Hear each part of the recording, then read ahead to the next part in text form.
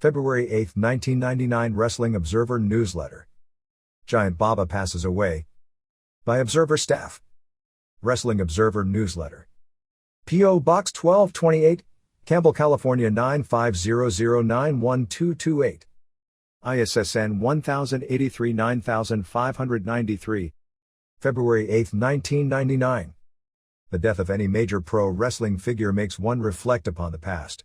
But the death of Shohei Baba will likely have repercussions far more telling about the future, and in ways that nobody at this point can predict. More than the death of a wrestling superstar or a legendary promoter, of which he was both and a lot more, his death spells the end of the major chapter in Japanese wrestling history, of which he was one of the two main participants. And his death leaves in question the future of the old style of wrestling, with lengthy main events, clean winners and losers, finishing moves that work against the top stars, of which his company was the lone holdover, and the beginning of a new chapter in the Japanese wrestling world. What it will turn into and how it will get there is far more difficult to examine than what it was and will probably never be again.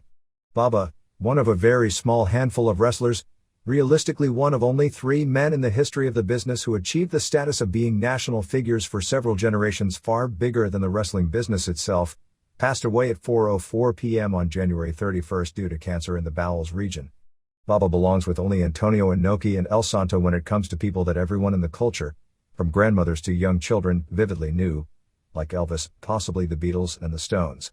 His longevity, being a national star for nearly 4 decades, made him bigger than Rikidozen, the most famous of the sumos, or even baseball legends like Sadaharu Oh and Shigeo Nagashima, even if his peak of popularity never reached the levels of Hulk Hogan and he never sold merchandise like Steve Austin. It's a category of name recognition that Michael Jordan and Magic Johnson may not have even reached in American sports, and that Hogan, Charles Barkley, Strangler Lewis, Frank Gotch and Ric Flair never came close to and really couldn't even touch. His political ties at getting things done boggle the mind. Those close to Japan marveled at his ability to keep talent out of legal problems despite their best lapses of judgment. The most famous story came a few years back when Steve Williams was caught at the Narita airport with a small amount of marijuana. While that would seem insignificant here, in Japan things aren't as tolerant. Paul McCartney, who one would think could find someone with political stroke somewhere being who he was at the time, was kept out of Japan for decades for the same offense in Japan. Being caught at the airport would mandate prison time. Baba struck a deal. Williams spent no time in prison, and after not being allowed back in the country for 1 year, Williams was able to return as if nothing had ever happened. But this very public figure tried to lead a very quiet, secretive life, and he carried that philosophy to his death. Even his famous marriage was for years a secret.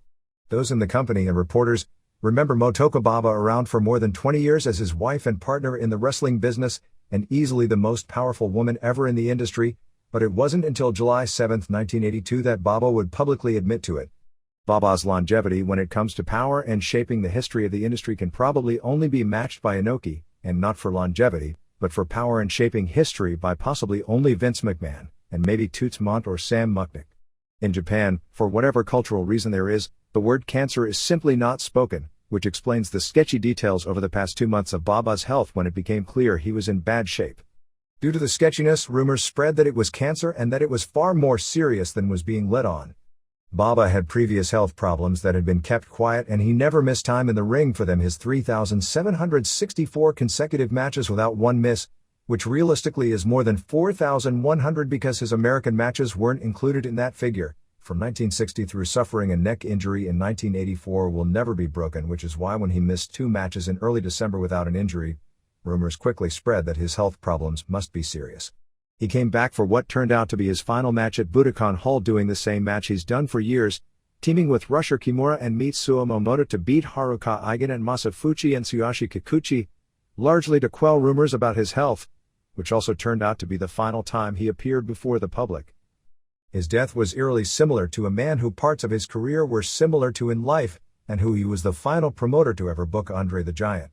Andre also ended his career 6 years ago at the Tag Team Tournament Finals at Budokan Hall doing the same mid-card comedy match, and died several weeks later while never really laying on to anyone just how close to the end he was. Baba had been diagnosed with the cancer, and underwent a first operation on his bowels that was kept quiet. His failure to take his usual December vacation and canceling his proposed trip to the WWF pay-per-view show in Vancouver was explained by saying he had suffered a bad cold. He had been released from the hospital in late December and given a positive prognosis, that the first operation had removed the cancer. It was said publicly he would be missing the January tour because he was trying to recover from a bad cold and many of the arenas on the tour didn't have heating, which was not a good sign because it seemed like a rather flimsy story. On January 8, when undergoing a routine checkup, it was found that cancer was still there, and he was rushed that day into a second operation on his bowels, which was announced publicly 3 days later, although the cause still was kept sketchy. No press or wrestlers were allowed at his recent birthday party at the Shinjuku Area Hospital in Tokyo on January 23, which was another bad sign, when he turned 61. Far from the usual major celebration it had become in recent years, those allowed to see him were limited to his two closest friends in the company, the ring announcer and the head referee, and his wife Motoka, a widely known controversial figure inside the Japanese wrestling industry who it is generally believed will fade away from the scene with his death. Even Mitsuharu Misawa, who visited Baba in the hospital in December, was given the impression his condition wasn't that serious. When he went again in January to visit him, he wasn't allowed to see him but was never told until after his death it was cancer or that his condition was life-threatening. Although some rumors popped out of the hospital to those inside the wrestling industry, it wasn't until 27 hours later, a press conference carried live on NTV at 7 p.m. on February 1 where Mitsuo Momota Jr., Jumbo Tsuruta and Misawa made the announcement that Baba had passed away, that anyone in the public knew. Misawa himself only got the news 2 hours earlier that he was now, by virtue of inheritance, one of the four major kings of the industry. All the sports newspapers quickly restructured their front pages. The Super Bowl and the opening of the Japanese baseball training camps were suddenly not all that important. Most television and radio newscasts carried Baba's death as the lead story. The biggest news station, NHK, similar to PBS in the US but far more powerful, which by tradition never carries any pro wrestling news, had it as the third lead story. TV Asahi, the rival network to Baba's NTV, devoted 20 minutes of its 30-minute newscast to clips and interviews with major sports and entertainment figures on Baba.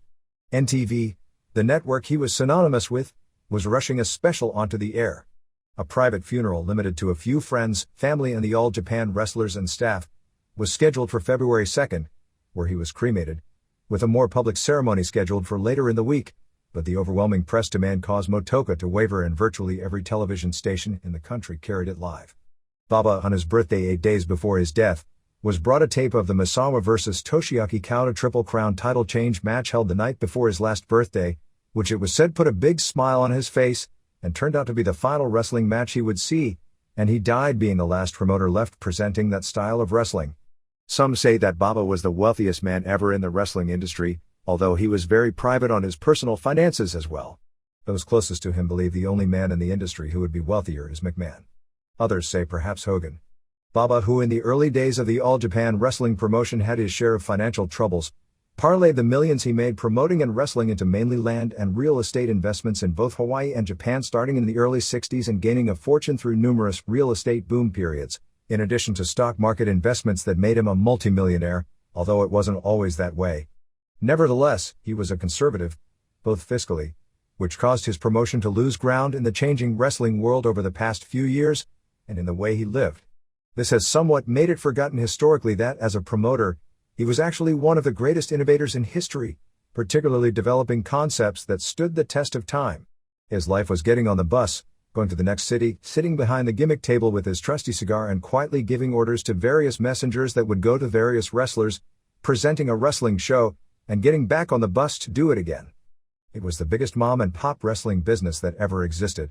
Like the recently departed Mucknick, he used the biggest name talent and some of the biggest egos in the business, but even though it went against the grain of his headliner style and other promotions, they all knew that finishes were not negotiable.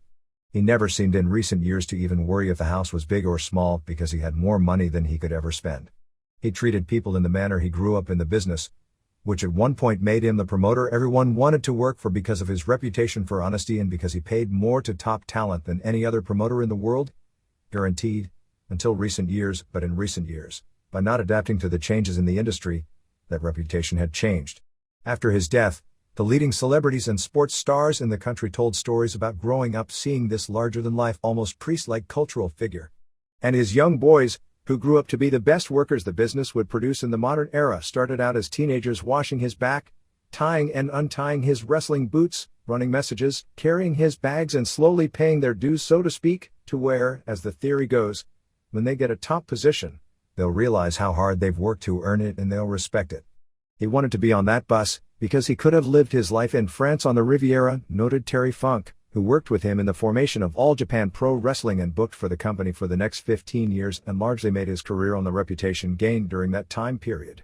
He loved doing it that much. He had no need for anything else. Baba promoted wrestling against the grain of the common wisdom, and up until the last 2 or 3 years, was ultra successful at it. His weakening business in recent years wasn't necessarily a message that his concept of wrestling has outlived its time, but the reality of failing to continually produce new superstars which would eventually kill any concept of wrestling. The wisdom of promoting wrestling is to give the audience the product it wants to see, changing constantly to keep up with the changing of modern tastes. Baba's philosophy was different. To him, his role as a promoter was to educate the public and his wrestlers to appreciate what he believed to be good wrestling, combining hard work and psychology. His ideas are pro wrestling should be hard, athletic, respectable work sans gimmickry and foolishness. In the entire history of the All Japan office there were only 2 gimmick matches, both in the early years, a Texas death match between Baba and Fritz Von Erich, and a judo jacket match between Anton Giesink and Don Leo Jonathan. While his own mid-card match for the past decade was almost complete comedy with no semblance of being athletics, at least on the top of the card, and his shows were always based on the top of the card, the matches were treated as serious sport with drama building to the finish.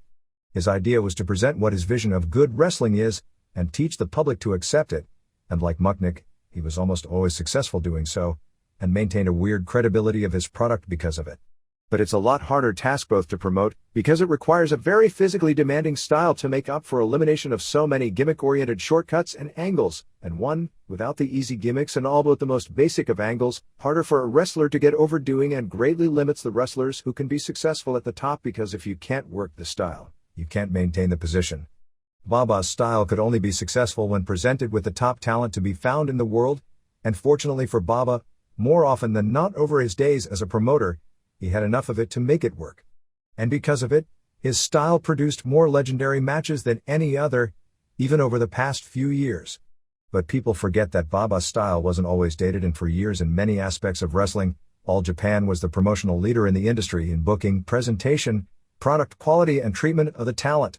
When it came to booking tournaments, no company has ever done so as meticulously and seriously, and thus All Japan tournaments have stood the test of time at the box office, and many finals are clearly remembered by a national audience for more than a decade. People think of entrance music as something Gorgeous George did and was then forgotten until Michael Hayes showed up playing Freebird, 25 years later, and that Vince McMahon took credit for it years after that.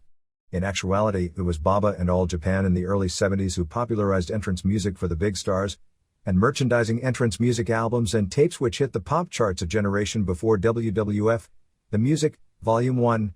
All Japan was also the promotion that pioneered merchandising t-shirts and souvenirs also in the early 70s, long before McMahon Jr. saw wrestling operating on that level and New Japan Show and brought the concept to the United States.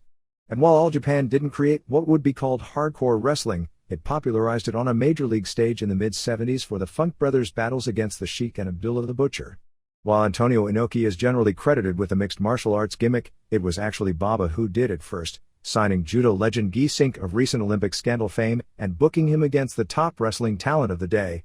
Baba was also the first promoter to regularly feature a foreigner, Destroyer, as a regular top babyface in the early 70s, and did what would be considered a modern angle, except it was done 26 years ago, when Destroyer had become the first foreigner to wrestle full-time in Japan and became a crossover television star in the top-rated primetime comedy program on Japanese television, and while filming a live episode, was attacked on stage by Abdullah, starting a heated program. He was the first to book foreigners on the Japanese side in feuds, first Destroyer and later the Funks, breaking the traditional Japanese versus Gaijin mentality when it came to the main events. He created the concept of the acrobatic masked man aimed directly for a children's demographic with Mil mascaras, that New Japan took to the next level years later with the first Tiger Mask.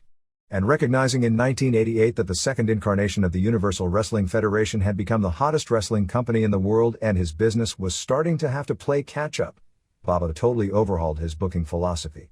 He'd spent 16 years of having frequent and predictable double count-out finishes in the big matches to protect egos and unbeatable reputations for the top stars, and by 1990 had gone to an all-clean finish format, eliminating DQs and cores. In his mind, and he repeated it to those close to him, this was his most successful change of all. It led to the hottest period of business in company history, a concept Terry Funk gave to Paul Heyman, not so much clean finishes as going to winners and losers rather than easy out DQs as a way to differentiate his own product from the pack a few years later. But the question that must be asked is, where does it go from here? Baba had long since laid the foundation that when the inevitable occurred, the new president of the company would be Misawa, who had already taken over as booker in a power play late last year and has been the company's top star for nearly this entire decade. Misawa, 36, is now placed in the unenviable position of trying to continue a legacy both inside and outside the ring that few in wrestling history have even come close to approaching. Shohei Baba was born on January 23, 1938 in Sanyo, a small city near Niigata, in central Japan. He was the ace of the Sanyo high-pitching staff, known for having an overpowering fastball, and gained enough local notoriety that he was scouted by the Yomiuri Tokyo Giants, the Nationals' Major League Baseball powerhouse. He was signed at the age of 16 while early in his junior year of high school, causing him to drop out of school in November 1954 to train for the Japanese big leagues. His major league career was the proverbial cup of coffee, more notable because he was no doubt the tallest man ever up to that point to play Major League Baseball in Japan. While legend may have him as the 50s version of the unit, the reality was he played only 3 games, while still a teenager late in the 1957 season, finishing with an 0-1 record, and was sent back down to the minors for more seasoning.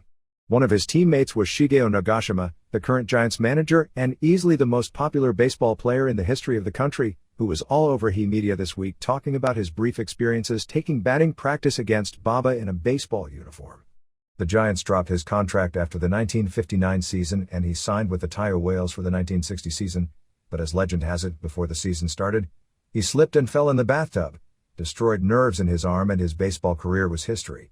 There was interest in making him a television or movie star, being that in those days, there simply were few if any Japanese, certainly none that had any name recognition, and that kind of physical presence, that were 6'9", to play the role of a monster villain.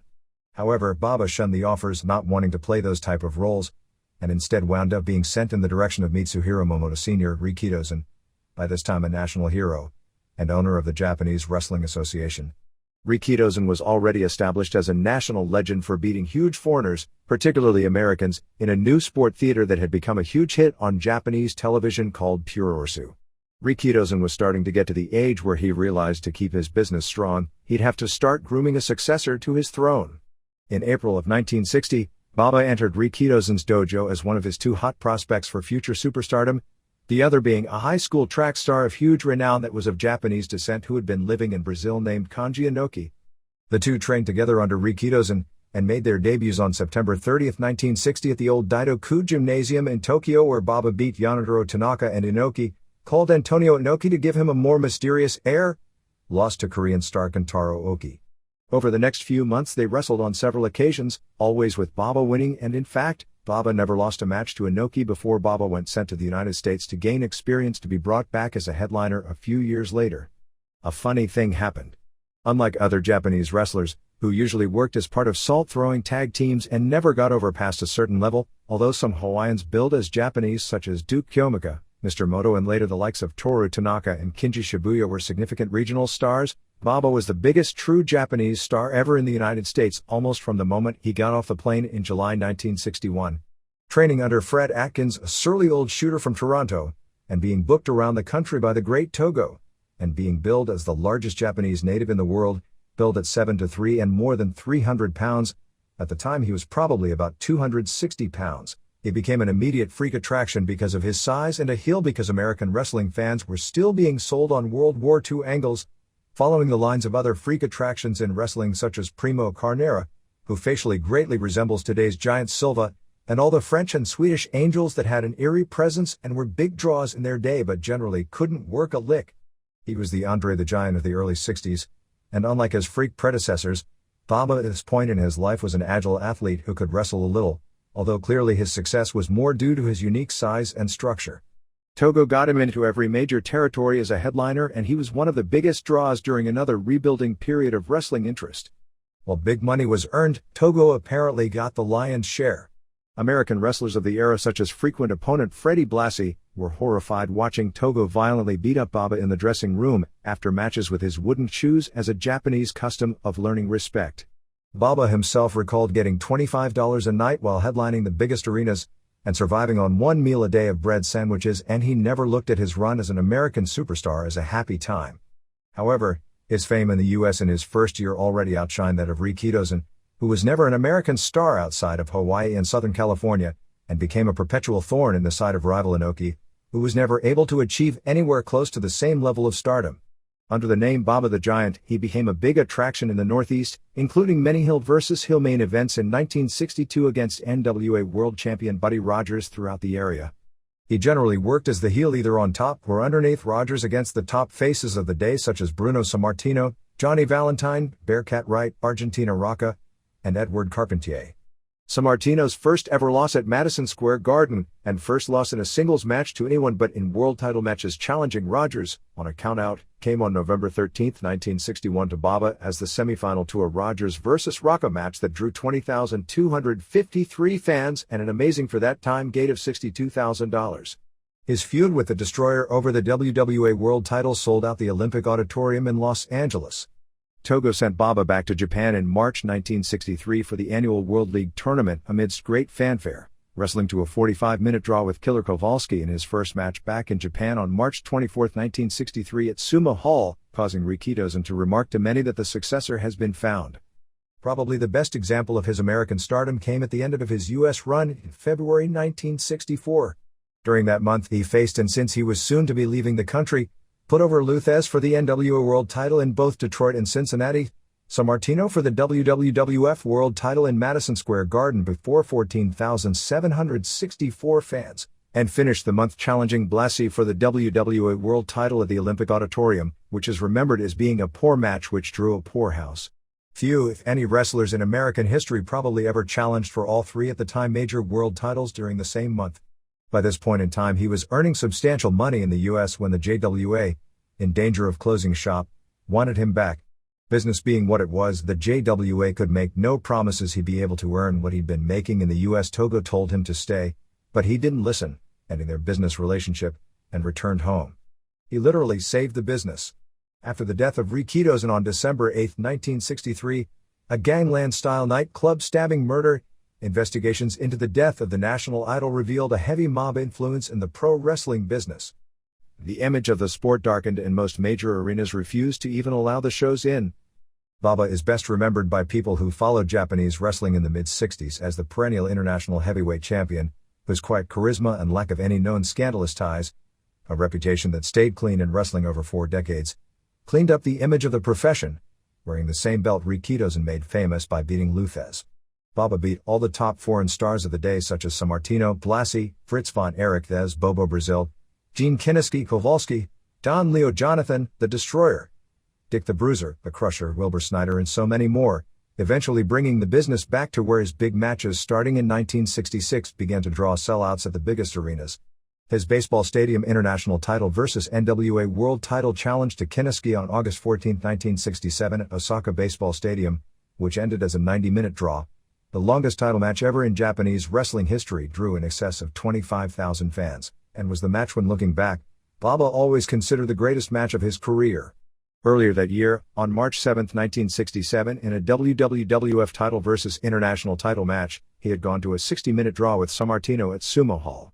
But his most amazing stat during that time period came on January 24, 1968 with the Japanese version of Raw vs. Nitro for the first time ever. A rival promotion, headed by Thesz, got a network special and billed a Thesz vs. Danny Hodge main event, a rare at the time meeting of top foreign scientific stars, billed as for Thesz' original world title belt that it was claimed was the same belt that dated back to Frank Gotch and Strangler Lewis. JWA countered with its own live broadcast of a Baba title defense against Crusher. The publicity at the time for the primetime war was enormous, with the Baba Crusher match drawing a 48 rating while the Thesz vs. Hodge match drew a 26 rating, without question the largest combined audience for pro wrestling probably at any time in history in the world up to that point. The first challenge to the JWA of Tokyo Pro Wrestling, formed by Toyo Nobori, the former president of JWA, booted out over squandering company money on booze, broads and ponies, with help from Hisashi Shinma, using Inoki as the top star. The group debuted on October 12, 1966, and lasted less than 1 year, with Inoki returning to the fold. The period from 1967-71 is best remembered for the Baba and Inoki tag team, and was one of the legendary periods for the Japanese wrestling industry with nightly sellouts and huge television ratings. As international tag team champions, Baba and Inoki first captured the titles on October 31, 1967 in Osaka from Bill Watts and Tarzan Tyler, and over the years beat such teams as Kinniski and Johnny Valentine, Fritz, and Waldo Von Erich Crusher, and Bruiser, the Funks, Snyder and Hodge and Sammartino and Ray Stevens. Baba was never what would be called a great worker, but he was often a surprising one.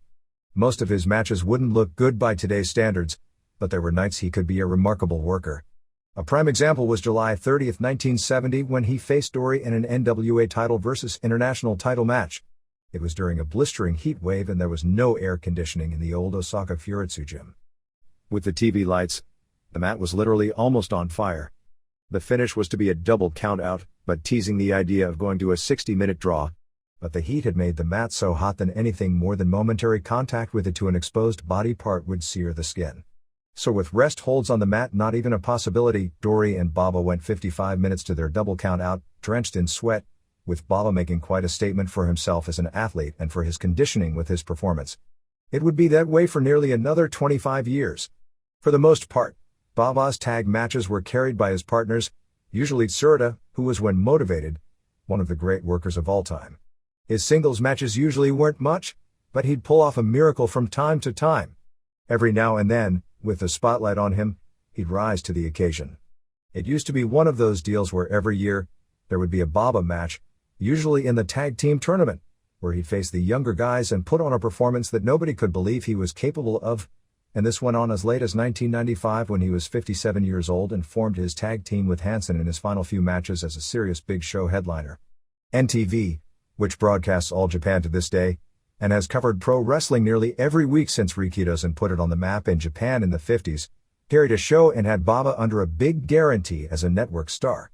In 1969, the fledgling network called Net, later renamed TV Asahi, which grew into one of Japan's 4 major networks, went to the JWA and Inoki to acquire broadcast rights for its own wrestling show. The result was 2 hours of prime time, one on Friday and the other on Monday on 2 different networks, usually with a Baba singles match on NTV as the main event and an Inoki match on Net as its main event, and if there was a tag match with both of them, it would alternate. Since Inoki's matches were usually better than Baba's, this created a lot of internal controversy as to who the top star in the company should be, with each network lobbying strongly for their man, causing lots of internal disharmony. The boom in front of the scenes led to chaos behind the scenes. The owners, Junzo Hasegawa, Yoshino Sato, and Kikichi Endo, paid almost no attention to American wrestling and were lagging when it came to promoting new foreign stars or understanding the ability of the talent to bring in. In addition, they had the same vices as Toyo Nobori, and somehow the company was running out of money. Terry Funk recalled that near the end, when his brother Dory was world champion and worked for the old company for a huge guarantee, that they were literally paying him off in crumpled up $20s. Baba and Inoki both wanted to start their own company, but when the word reached the office, Inoki was fired, but the office protected Baba as the top star. Inoki's maneuverings were hardly hidden from the office, as Terry Funk recalled one time when his brother had his first NWA title defense against Inoki, that the office warned both Dory and Terry, who was stationed at ringside, to be alert for a double cross and attempted title theft, which never materialized. But Baba didn't last much longer, and set the seeds in motion for his own big move.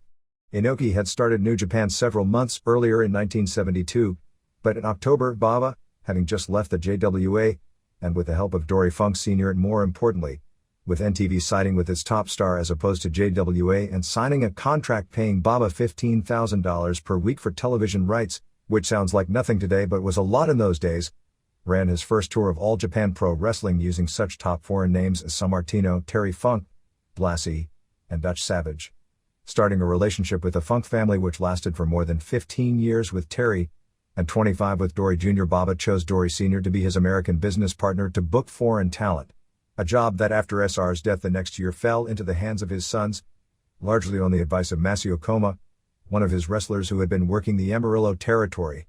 Fritz Von Erich, whose Dallas territory ran bigger markets and was a much bigger money circuit at the time, fought hard to get the position, including making an under-the-table payoff.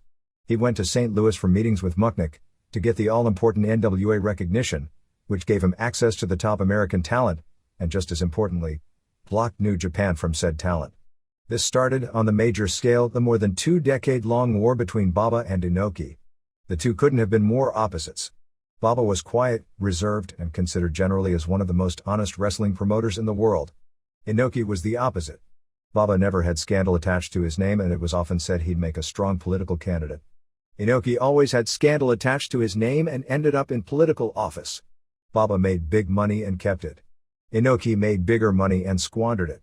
You never heard anyone complain about being shorted on pay from Baba, and in every situation always came off as the babyface. Those close to the situation recognized that Baba was always the bringer of the good news, and Motoko was the one who always delivered the bad news, thus kept Mr. Baba's reputation great with everyone.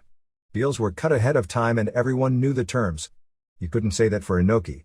Baba ran a traditional company with traditional angles, while Inoki relied on creating gimmicks and created more elaborate work-shoot angles. Baba maintained control of his company while Inoki in later years became a figurehead. Each had periods where it looked like they had the other down for the count. Each came back, usually bigger and stronger than ever. Inoki ended up more famous. Baba ended up more respected. Baba favored old-style wrestling, but was devoid of most of the ethics, or lack thereof, that came with that territory. Inoki created a new style that came with the old-style ethics. And in the end both and the industry ended up far bigger because of it. Personally, there wasn't much to Baba's life besides the wrestling that was well known. There was his trademark cigar seemingly forever, although he gave it up about 5 years ago.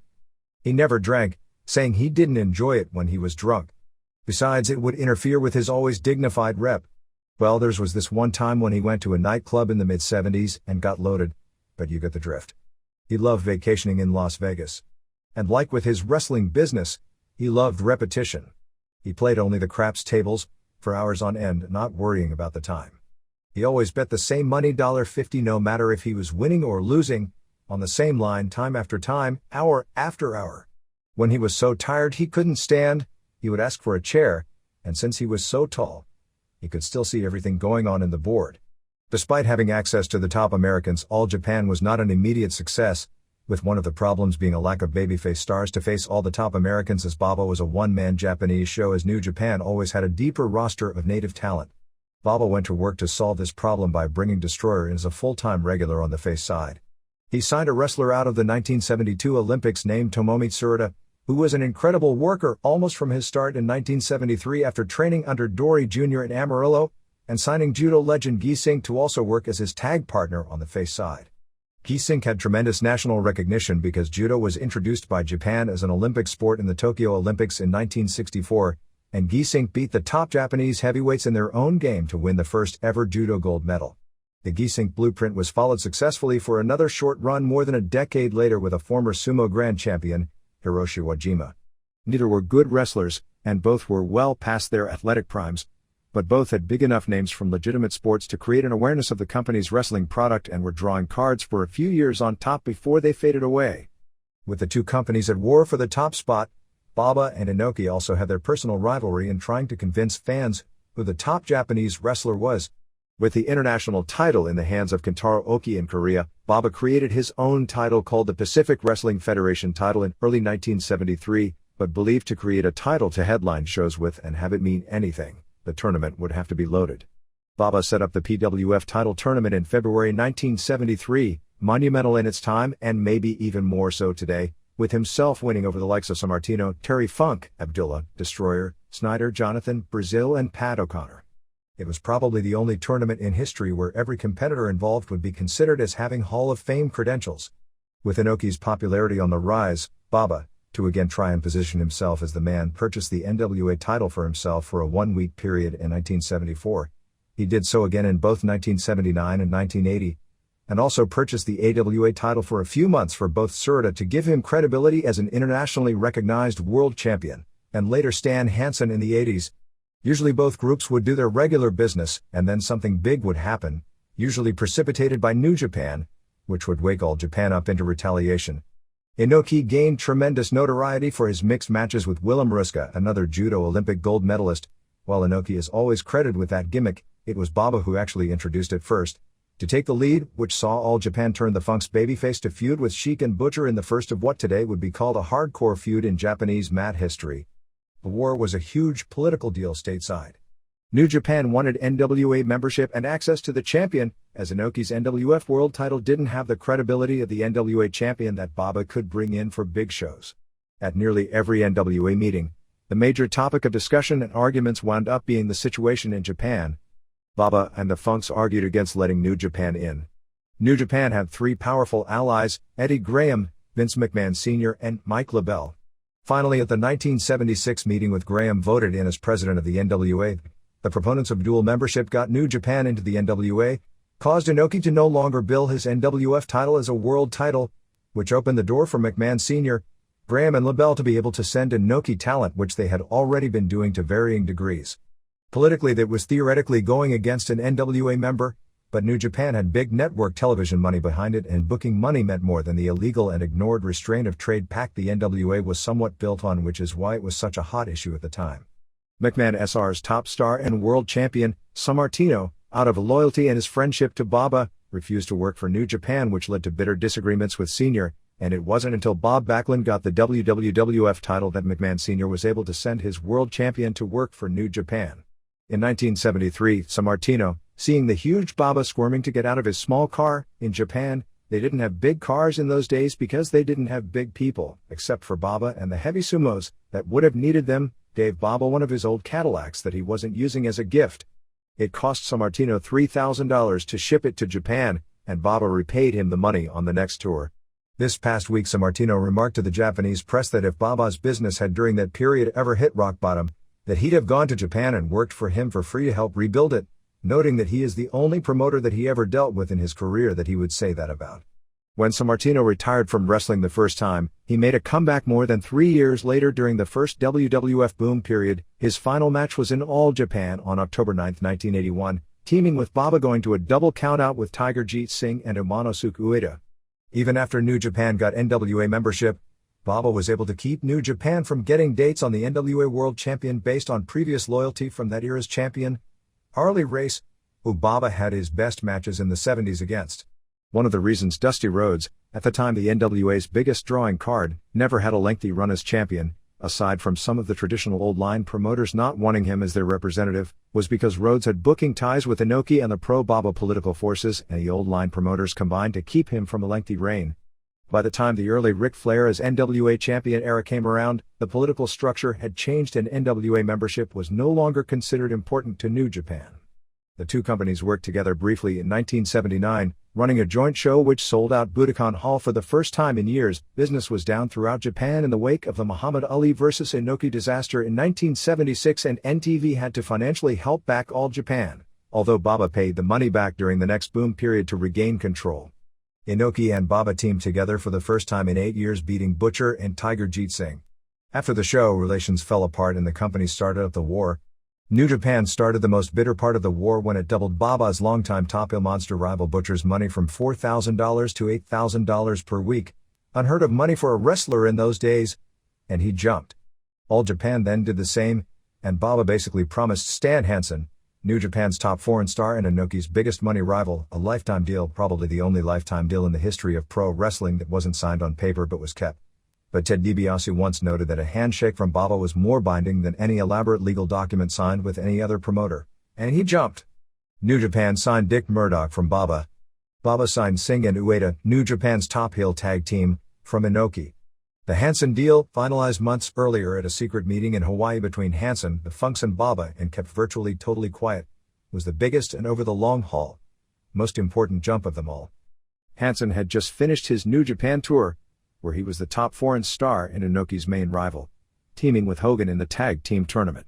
2 days later he showed up for All Japan's finals, interfering in what became a legendary match where Bruiser Brody and Jimmy Snuka beat the Funks, had a post-match brawl after the fact with Baba, and became Baba's final singles rival.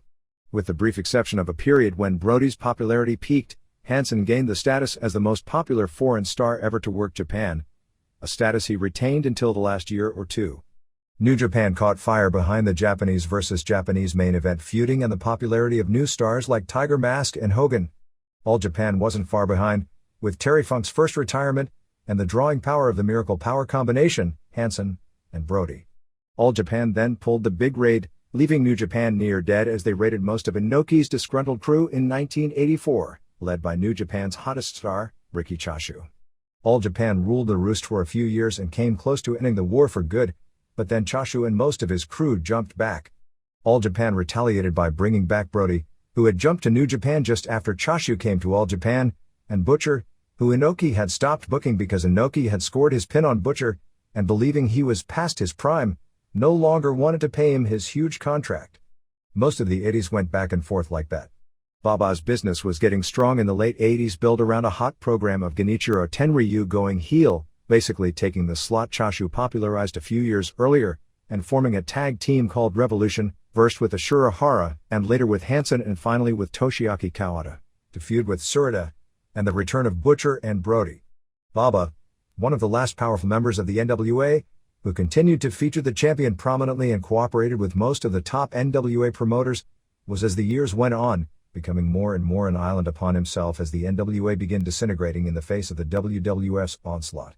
His relations with Jim Crockett Jr., who was running the NWA, got strained when Crockett Jr. canceled several advertised tours of Ric Flair, which resulted in breaking the long All Japan/NWA World title legacy.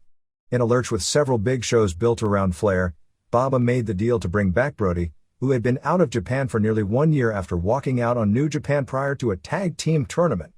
Brody, who became hotter than ever before on this run, died 1 year later being stabbed to death by Jose Gonzalez in a Puerto Rican dressing room.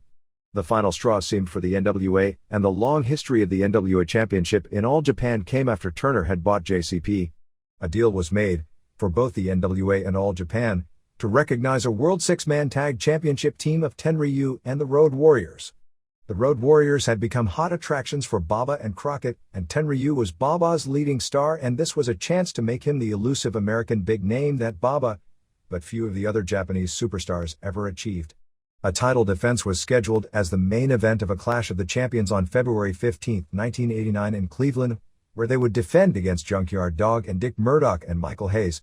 The NWA, soon to be known as WCW, set up an angle where Kevin Sullivan and his crew would lock a door, somehow keeping the challengers from getting to the ring, and his crew would take over the match. It seems tame today, even if the stupidity level, as if nobody could get bolt cutters to save an advertised title match, to Japanese fans, would still be just as high. This went way beyond a position Baba wanted to could explain to the press for his top star to be in. Baba left the NWA, and WCW made a deal with New Japan after Baba opened up doing business with WWF.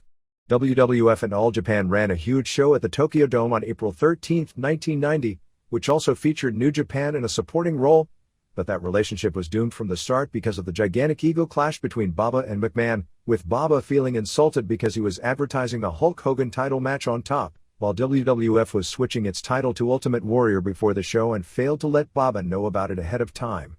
But there were so many problems that after drawing 53,742 fans for the US Japan Wrestling Summit, where Baba formed his tag team with Andre the Giant for the first time beating Demolition, the sides never worked again. As a side note, one of the prelim matches on that show, a 15-minute draw that was really nothing special as a match, pitted two of the top wrestlers over the next decade, Misawa, still as Tiger Mask, and Bret Hart. The main event was a lot bigger story. WWF only asked as a booking concession that Hogan and Warrior be protected, and since Warrior was facing a WWF wrestler, Ted DiBiase, who had major name value in Japan as he was formerly Hansen's regular tag partner in Japan, his match wasn't an issue. Terry Gordy, one of Baba's top single stars, was scheduled to put Hogan over, and refused, feeling that Japan was where he made his money and not where Hogan made his money. Hansen saved the show by taking Gordy's place literally the day before the card, and cleanly put Hogan over. By losing, in the Japanese fan mentality, Hansen, who was cheered slightly more than Hogan in the match, became the bigger star. The Japanese fans knew that since Japan was Hansen's territory and Hogan was no longer champion, that he should win, but also understood the American egos and credited Hansen with agreeing to do the wrong thing in order to save the show. Finally, after nearly 2 decades of trying, in 1991 at the Tokyo Dome, the NWA World Champion, Ric Flair, defended his title on a New Japan turf, and it was just as well for Baba by this time, since he brought the dusty finish to Japan with him for his famous match with Tatsumi Fujinami, something Baba had long since eliminated from his repertoire. During that same time period, what should have been a killer blow, but turned out to be a blessing in disguise, came when Tenryu, Hara, Great Kabuki and several others jumped for unheard of money at the time when billionaire Hachiro Tanaka formed the old and quickly doomed SWS promotion. This forced Baba, notoriously conservative about elevating top talent despite the success he had with Tsuruta, who was a top star from day one, to fill spots vacated and start pushing wrestlers like Kawada, Kenta Kobashi, Akira Tao and Tsuyoshi Kikuchi into main events, which led the company to its best box office period in its history. The biggest move, which set up the final boom period, was taking the mask off Tiger Mask, and giving Misawa the push as the new singles star by pinning Tsuruta in one of the most emotional matches in company history on June 8, 1990 at Budokan Hall before 14,800 fans to usher in the clean pinfall finish era. That show came a few hundred from a sellout, but the result of Misawa catching fire because of his win against Jumbo led to Budokan Hall becoming the hotbed for years of pro wrestling, verified in Baba's mind why his style of doing clean finishes, causing the end results to have meaning as being the best philosophy over the long haul. A string of sellouts in the building lasted for several years with the Triple Crown as the focal point, and the highest quality of title matches held perhaps anywhere in history as the lure. Beginning after Misawa's big win, All Japan sold out more than 250 consecutive shows in Tokyo over the next several years, routinely doing houses in the $1 million range 8 times per year at Budokan Hall. At the company's business peak, they would put tickets for the next Budokan show on sale at a live event, and completely sell out the next show. Even Tsuruta, still positioned as the #1 man in the promotion, contracting hepatitis in 1992 and basically finishing his career as a serious headliner coming off the best year of his career, couldn't stop the freight train of success and credibility Baba had brought to his newly created Triple Crown belt, which combined the old international belt that Rikidos and Anthes made famous in the 50s and that Baba owned in the 60s, the PWF belt that he had owned in the 70s as the company's top star, and the United National belt that Inoki had made famous in the late 60s on the early net broadcasts. For several years, during a down period for business worldwide, Baba was drawing the biggest houses, producing the best television and providing the best wrestling matches, at least involving men, anywhere in the world. Even though it peaked years earlier, Baba finally agreed to do a dome show on May 1, 1998, and it was the most successful show he would ever promote, drawing 58,300 fans featuring Kawada's first ever singles win to capture the Triple Crown from Misawa. But nothing lasts forever, and the formula, due to a lack of new talent to fit into the mix and the physical toll the style takes, got stale and a crew of banged-up top stars, and the company has suffered over the past 2 years. The recent signing of Vader gave the company a shot in the arm, but it's clearly a stopgap measure. And now, without Baba, the question becomes, in this rapidly changing wrestling world of the fad of the week ruling the roost, what's next? Whether one would consider the Mankind vs. Rock title change taped in an empty arena in Tucson on January 26th, and airing during halftime of the Super Bowl is a good match, or whatever it was supposed to be, which was more like an 18-minute-long movie fight scene, it was a rousing success from a rating standpoint, continuing for a promotion that has caught unbelievable fire. The 20-minute-long counter-programming segment on USA Network drew a 6.59 rating and 9.3 share, making it the single most watched WWF wrestling match from start to finish ever on cable. Some brief overrun segments have done better, and the highest-rated WWF television show on USA in 11 years. Perhaps even more amazing, considering there was almost no pub in its direction as opposed to massive pub regarding halftime heat and the title change, is that the Sunday Night Heat show, which went head up with some of the first quarter and the entire second quarter of the Super Bowl, did a 3.36 rating and 4.9 share, an incredible performance against the highest-rated television show of the year, which shows the loyalty of the WWF audience. In years past, when WCW would air its old Sunday night show opposite the Super Bowl, it usually drew ratings ranging from 1.1 to 1.4, or roughly half of the usual rating during whatever year it was on in, and in the final few years of its run TBS would program Andy Griffith marathons against the Super Bowl instead. Mankind and Rock spent almost no time in the ring, rolling around the arena. It was another example of Mankind taking movie stunt man-like bumps, and Rock doing little but keeping the pace up and talking trash. Vince McMahon did the commentary, and believed, correctly so, that much of the audience would be curious channel switchers who weren't familiar with the WWF and the two men, and commentated along those lines. Still, there is a reason movie fight scenes are usually limited to about 2 minutes, because this match got redundant and the commentary was too preachy and condescending about what the WWF is trying to portray itself as and who the characters are. At one point, Mankind rolled down 40 rows of seats.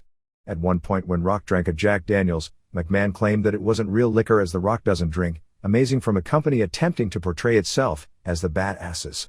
It ended up backstage with the food, with the guys selling for shots with razor-sharp popcorn, and reminded me of that short-lived early 90s TV show with Jesse Ventura where contestants got in food fights with each other.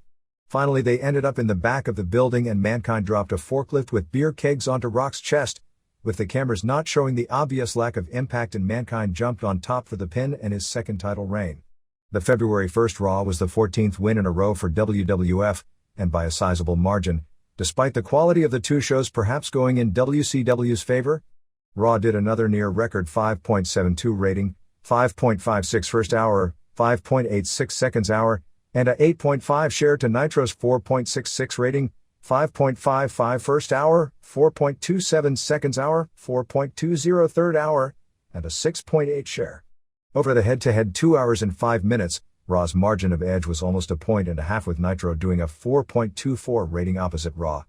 It was never close, with Raw winning all 8 quarters, scoring 6.0 quarters for, of all things, The Brood vs. Mideon, Dennis Knight, and Viscera, Nelson Frazier Jr., and again for the follow-up Mankind/Rock interview confrontation, and for the last several minutes of the Triple H vs. Kane cage match main event. Raw had no weak periods. Nitro built around the same lines as Raw, with more out-of-the-ring vignettes and arguably overexposure of the top guys in the same vignettes, but with longer and better quality matches but involving far less marketable names head-to-head, surprisingly stiff and strong bouts with the likes of Billy Kidman vs. Lash LaRue and Bam Bam Bigelow vs. the Man Without a Name, formerly known as Sandman, and even a stiff encounter with Scott Norton vs. Ernest Miller, all of which lasted more than 6 minutes, was never competitive, peaking with a 4.8 rating for the Scott Steiner and Buff Bagwell interview segment and the beginning of the Steiner vs. Jericho match, with the low point coming with a 3.7 for the segment with Diamond Dallas Page confronting the NWO in the locker room. A long NWO vignette ending with Page beating up on Disco Inferno in the ring. In main event comparisons, Triple H vs. Kane did a 5.7 final quarter and 6.0 overrun, while Benoit vs. Hall, a better match. However, Benoit is not yet ready for the TV main event spot in a single, and certainly not with Hall, did a 4.0 and 3.9 respectively. Major events calendar February 5th to 3/5. February 5th EMLO One-Night Legend of the Silver Mask Tournament, Mexico City Arena Coliseo. February 5th WWF Greensboro, North Carolina Coliseum. February 5th New Japan Sapporo Nakajima Sports Center, Tenzan and Kojima vs. Nagata and Nakanishi. February 6th New Japan Sapporo Nakajima Sports Center, Liger vs. Wagner Jr. February 6th Toriuma Nagoya, Dragon Kid vs. Cerebro. February 7th WWF New York Madison Square Garden, Austin vs. Bossman. February 7th WCW Cleveland State Convocation Center, Goldberg vs. Nash. February 7th Toriuman NWA Middleweight Title Tournament, Yokohama Bunka Gym. February 8th WWF Raw/Shotgun Tapings, Toronto Sky Dome, Mankind vs. Austin. February 8th WCW Nitro Buffalo, New York Marine Midland Arena. February 8th Rings Free Fight Gala, Amsterdam, Holland Sports Halle. February 11th New Japan IWGP Title No. 1 Contenders Tournament Semifinals, Osaka Chuo Gymnasium. February 11th Pancrase, Osaka. February 12th New Japan IWGP Title No. 1 Contenders Tournament Championship, Gifu Sports Arena. February 13th WWF Fort Lauderdale, Florida National Car Rental Center. February 13th All Japan Thanksgiving Day, Tokyo Korakuen Hall, One Night Trios Tournament. February 14th WWF St. Valentine's Day Massacre Pay-Per-View, Memphis Pyramid, Austin vs. McMahon. February 14th New Japan Tokyo Budokan Hall, Muto vs. Tournament winner. February 15th WWF Raw/Shotgun Tapings, Birmingham, Alabama Civic Center. February 15th WCW Nitro, Tampa, Florida State Fairgrounds. February 16th WWF Raw/Heat Tapings, Chattanooga, Tennessee Utka Arena. February 18th WCW Thunder, Salt Lake City, Utah E-Center. February 19th WCW San Francisco Cow Palace, Hart vs. Sting. February 19th Paps Arena de Reynos, Puebla. February 19th WWF St. Louis Kiel Center. February 21st Rings Yokohama Arena, Maeda vs. Corrales. February 21st WCW Super Brawl Pay-Per-View, Oakland Arena, Hogan vs. Flair. February 21st All Japan Kobe Sanyo Hall. February 22nd WCW Nitro, Sacramento, California Arco Arena. February 25th All Japan Osaka. February 26th WCW San Antonio Alamodome, Goldberg vs. Nash. February 26th WWF Washington, D.C. MCI Center. February 27th WWF Boston Fleet Center. February 28th WWF Heat Tapings, Dayton, Ohio Nutter Center. February 28, WCW Greenville, South Carolina Belo Center, Goldberg vs. Nash. March 1, WWF Raw is War, Cleveland Gund Arena. March 1, WCW Nitro, Chapel Hill, North Carolina Dean Dome. March 2, WWF Raw is War Tapings, Pittsburgh Civic Arena. March 4, WCW Thunder, Winston-Salem, North Carolina Lawrence Joel Coliseum. March 5, UFC Pay-Per-View, Bay St. Louis, Mississippi, Belfort vs. Mesger. Results: January 23, Myrtle Beach, South Carolina, American Championship Wrestling, 600, Crazy Trainer Private Sniper, Ethan Storm B. Ice, Caprice Coleman Tank B. Matt Madigan, Rick Michaels B. Johnny Blitz, Muscles Incorporated B. Privates, Corey Morgan B. Jackhammer Muldoon B. Talon, Scotty Piper B. Tommy Bonds, Sonny Stone B. Spoiler, David Jericho B. Johnny Eagle, Bambi B. Peggy Lee Leather, Chaz Rocco and the Patriot, Del Wilkes B. Bobby and Jackie Fulton. January 24, College Station, Texas, WCW, 5946, Chris Adams B. Glacier, Ernest Miller B. Van Hammer, Chris Benoit B. David Taylor, Bobby Duncombe Jr. B. Chris Canyon, Raven B. Scotty Riggs, Diamond Dallas Page B. Bam Bam Bigelow, Sting B. Bret Hart. January 24, Kidderminster, England, Indiana, X Factor B. Harlequin, Cyclone B. Excalibur, Phoenix B. Scott Rock, Phoenix B. Justin Richards DQ, Hellraiser B. Eliminator, Johnny Storm NC Jason Cross. January 25, Phoenix, WWF Raw /Shotgun /Heat /Super Astros Tapings, 13,538 sellout, Navajo Kid B. Lee Ickle, Billy Gunn B. Goldust, Droz B. George Steele, WWF Tag Titles, Owen Hart and Jeff Jarrett B. Ken Shamrock and Big Boss Man to win titles, Test B. Val Venis Hardcore Rules, Jesse Jam and Al Snow B. Gangrel and Edge, a quit match for WWF title, Rock B. Hunter Hurst Helmsley, Bossman B. Jarrett, Shamrock B. Hart, DOA B. Scorpio and Bob Holly, Godfather B. D. Low Brown DQ, Leo Del Santo B. Aguila, Armando Fernandez B. El Merenguero, El Bandito EMLL Scorpio Jr., E. Negro Casas, Undertaker B. Rock DQ.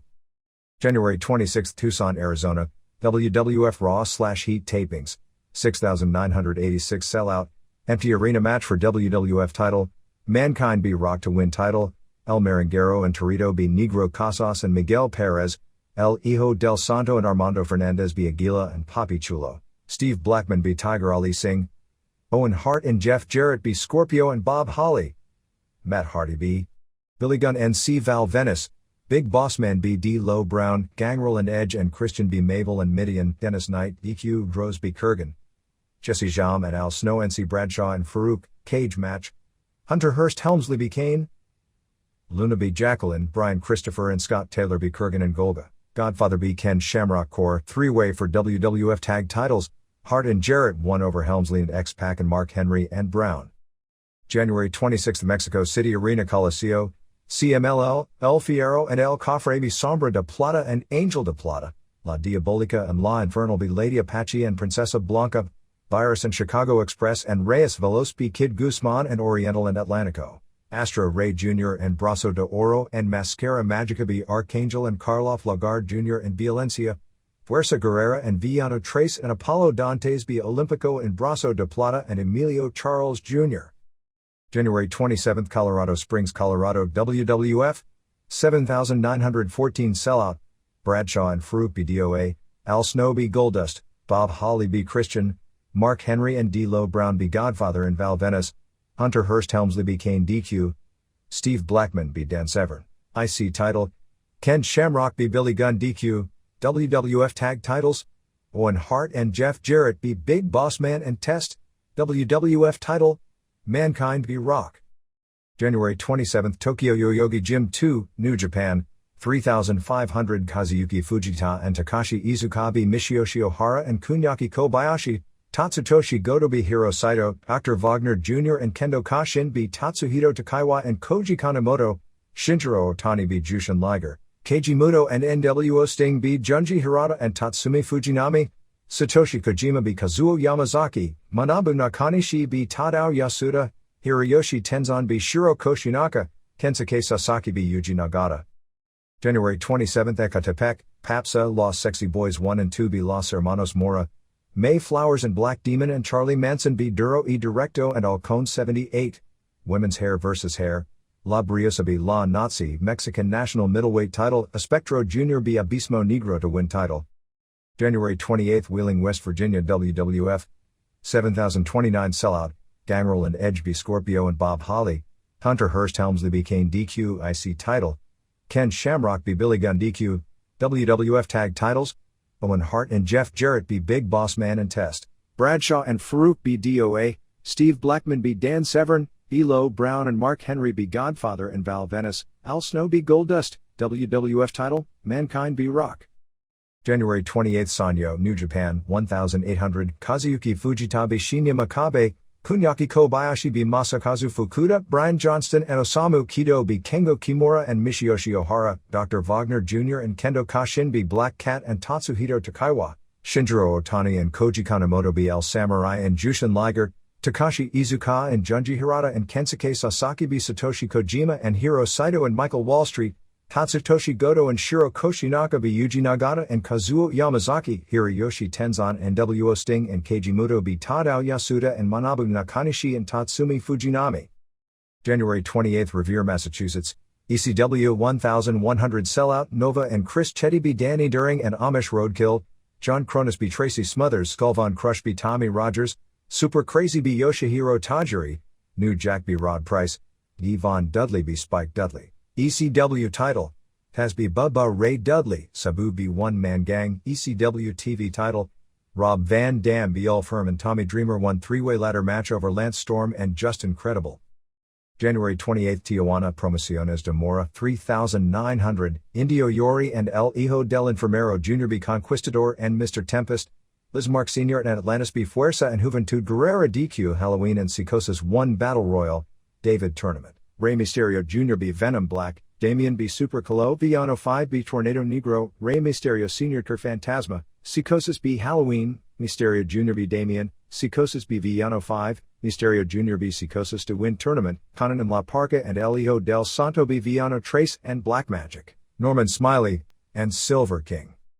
January 29 Youngstown, Ohio, WWF, 6386 sellout, Gangrel and Edge B Bob Holly and Scorpio, Farouk and Bradshaw B DOA, Al Snow B Goldust, Mark Henry and D Lo Brown B Godfather and Val Venis, Hunter Hearst Helmsley B Kane DQ, Steve Blackman B Dan Severn, IC title, Ken Shamrock B Billy Gunn DQ, WWF tag titles, Owen Hart and Jeff Jarrett B Big Boss Man and Test, WWF title, Mankind B Rock.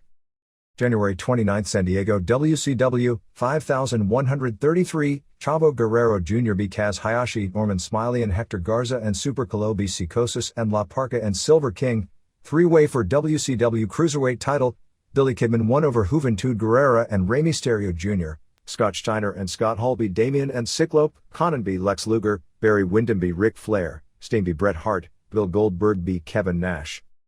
January 29 Soma, New Japan, 1350, Kazuyuki Fujita and Osamu Kido B Masakazu Fukuda and Takashi Iizuka, Brian Johnston B Black Cat, Dr. Wagner Jr. and Kendo Kashin and Jushin Liger B Tatsuhito Takaiwa and Shinjiro Otani and Koji Kanemoto, Tatsutoshi Goto and Kunyaki Kobayashi and Kengo Kimura B Tadao Yasuda and Junji Hirata and Kazuo Yamazaki, Manabu Nakanishi and Tatsumi Fujinami B Hiro Saito and NWO Sting, Keiji Muto and Michael Wallstreet B Michiyoshi Ohara and Shiro Koshinaka, Hiroyoshi Tenzan and Satoshi Kojima B Yuji Nagata and Kensuke Sasaki.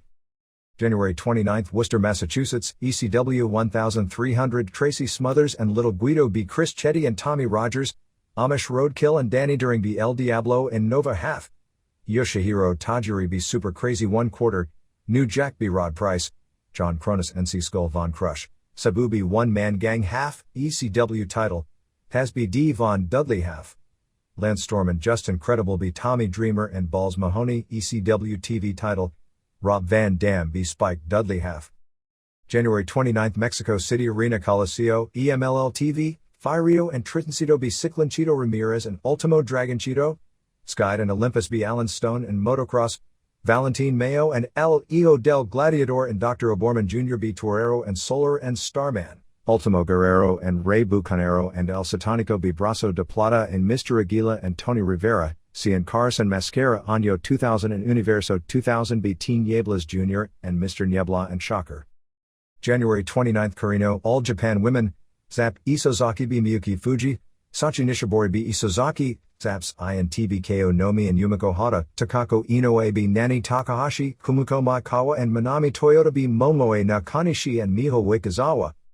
January 29th Greenville, South Carolina, NWA Mid-Atlantic Championship Wrestling, 1000, Mike Youngblood B Cyclone No. 1, Rising Sun, Rick Slagle, B Speedy Gonzalez, Scott Campion B Troy Clash, Jimmy Valiant B Gary Royal, Big Slam Vader, Walter McDonald, B Sermo, Border Patrol B American Eagle and Youngblood, Lodi B Chip the Firebreaker, Curtis Thompson. January 29th Denver, North Carolina, NWA Mid-Atlantic Championship Wrestling, 340, LA Stevens B Kevin Kirby, Ricky Nelson B Jack Jackson, Ken Timms B Jim Crockett Jr., Ed Timms, Blade and Mad Max B Brad Anderson and Drake Dawson, Strawberry DDQ Luna Vachon, Colt Steel B Bunkhouse Buck, Jimmy Golden. January 29th Wendell, North Carolina, Omega Pro Wrestling, Joey Matthews B Christian York to win LTHWT title, Willow the Wisp, Jeff Hardy, B Will Powers, Otto Schwantz B Harold Bison Toad, Curtis White, B C.W. Anderson, Chom Payne, Marty Garner, B Kid Dynamo, Shannon Moore, Venom, Jason Arndt,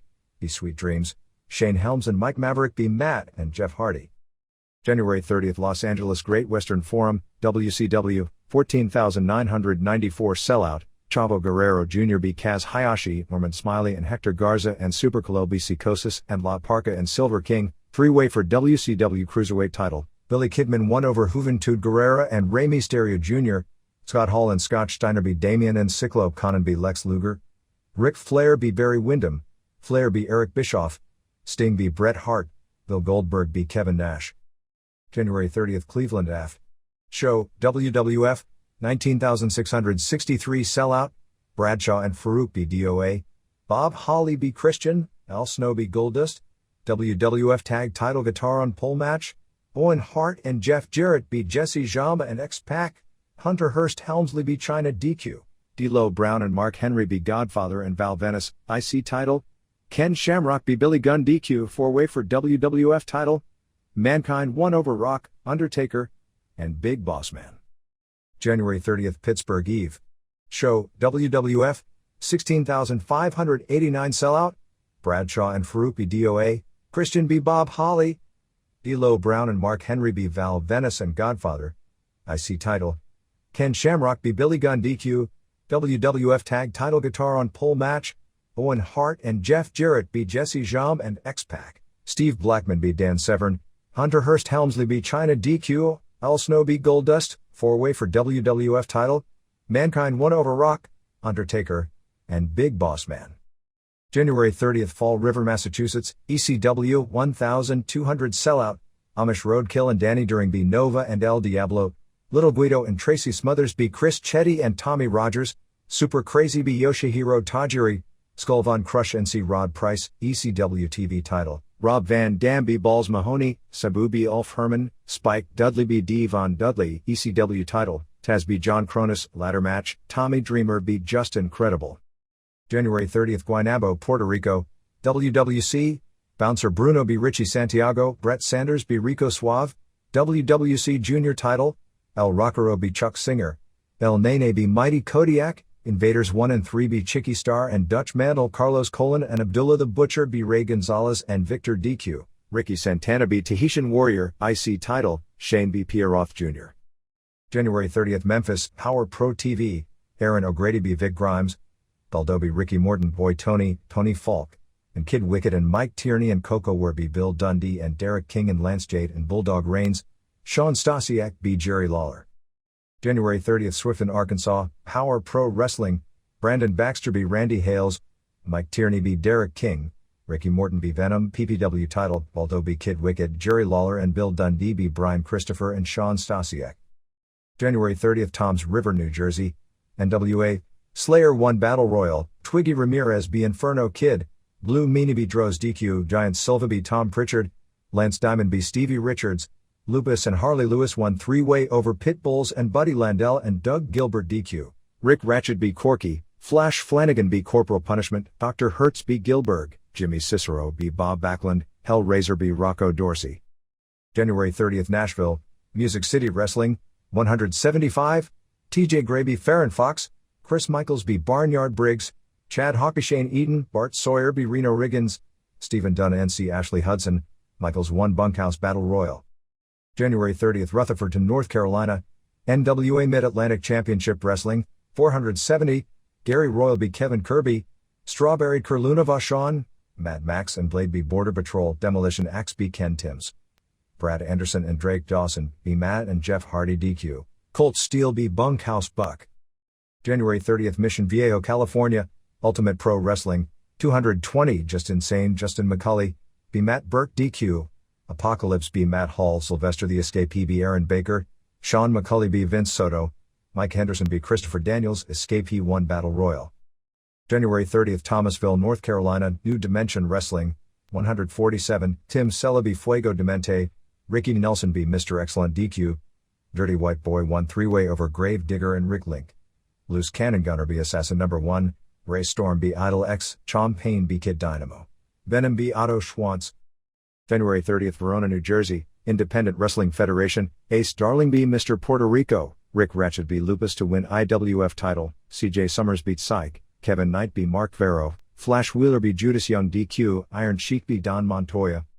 January 31st Philadelphia Core State Center, WWF, the 16,417, Gangrel and Edge B. Bob Holly and Scorpio, Steve Blackman B. Dan Severn, Al Snow B. Goldust, Godfather and Val Venice B. Mark Henry and D'Lo Brown, WWF Tag Titles, Owen Hart and Jeff Jarrett B. Jesse Jamin X-Pac, IC title, Ken Shamrock B. Billy Gunn, Hunter Hurst Helmsley B. Kane DQ, 4-way for WWF title, Mankind 1 over Undertaker, Rock, and Big Boss Man. January 31st Tokyo Korakuen Hall, Toriuman, 2,131 Sellout, Hiroyuki Kanda B. Genki Horiguchi, Kenichiro Arai B. Susumu Mochizuki Yoshikazu Taru B. Stonekar Ishikawa, Kendo and Supernova Mexico version, B. Dr. Cerebro and Bombero Infernal, Elimination Match, Dragon Kid and Saito and Magnum Tokyo B. Sumo Fuji and Judo Suwa and Shima Nobunaga. January 31st Mexico City Arena Coliseo, CMLL, El Pegaso and La Flecha B. Sangre Azteca and Vaquerito, Guerrero del Futuro and Damien El Guerrero B. El Filoso and Alacron, Fishman and Moger and Mano Negra Sr. B. Brazo de Oro and Mr. Hoy and Angel Azteca, Braco de Plata and Negro Casas and Salomon Grundy B. El Satanico and Mascara Año 2000 and Universo 2000 DQ, Mexican National Welterweight title, Archangel B. Astro Ray Jr.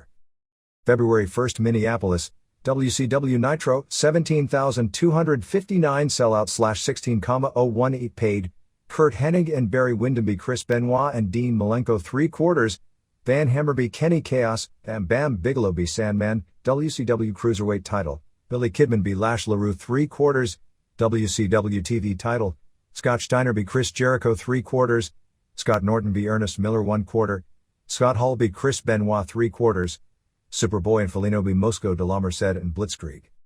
Special thanks to Mohamed Chatra, Dominic Valenti, Tadashi Tanaka, Steve Lockwood, Michael Mangiovi, Bobby Baum, Bob Hai, Steve Dr. Lucha Sims, Ron Lemieux, Georgianne Macropolis, Manuel Gonzalez, Chuck Morris, Manuel Gonzalez, George Rand, Chris Plano, Robbie Petty, James Welsh, Roger Steve Hill, Michael Scarberry, Mike Berry, Marcus Watkins, Dan Paris, Jim Davis, Tim Knoll, Steve Grosso, Trent Vandress, Kevin Serio, Justin Ramey, Corey Van Klook, Jeff Osborne, Bernie Siegel, John Williams, Rick Baseman. Japanese Television Rundown. December 26, JD. This was the Together Women's All-Star Show from the Ariake Coliseum for the retirement of Jaguar Yokota. The show was somewhat typical of the Japanese women's scene. The wrestling was by and large good. The crowd was disappointing and there was very little heat. None of the younger wrestlers were over, even though many of them are good. 1. Shark Tsuchiya pinned Yuko Kosugi in 12:10 after a lariat. Tsuchiya pulled out this large ugly knife and carved up Kosugi's forehead. It was pretty gross. Kosugi came back with a lot of nice moves before the finish. It was decent. 2. Sugar Sato and Sonoko Kato of Gia beat Bloody and Fung Suzuki of JD in 14:51. Sato was tied up in the ropes by Ryura of JD, so it was like a handicap match. They mainly killed Kato, including Bloody giving her one German suplex after another. No heat at all. Sato finally escaped from being tied up and made the hot tag. Kato wound up pinning Suzuki after a German suplex. 3. In an all-Asian match, Asia Kong and Mariko Yoshida beat Ayako Hamada and Mika Akino in 12:24. Hamada is great for only a few months in. She's very good under any standard.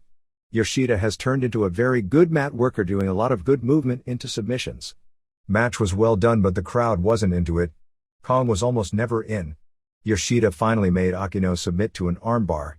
Half. 4. Tiger Dream and Shaparita Asari beat Sumi Sakai and Hiromi Yagi in 14:29.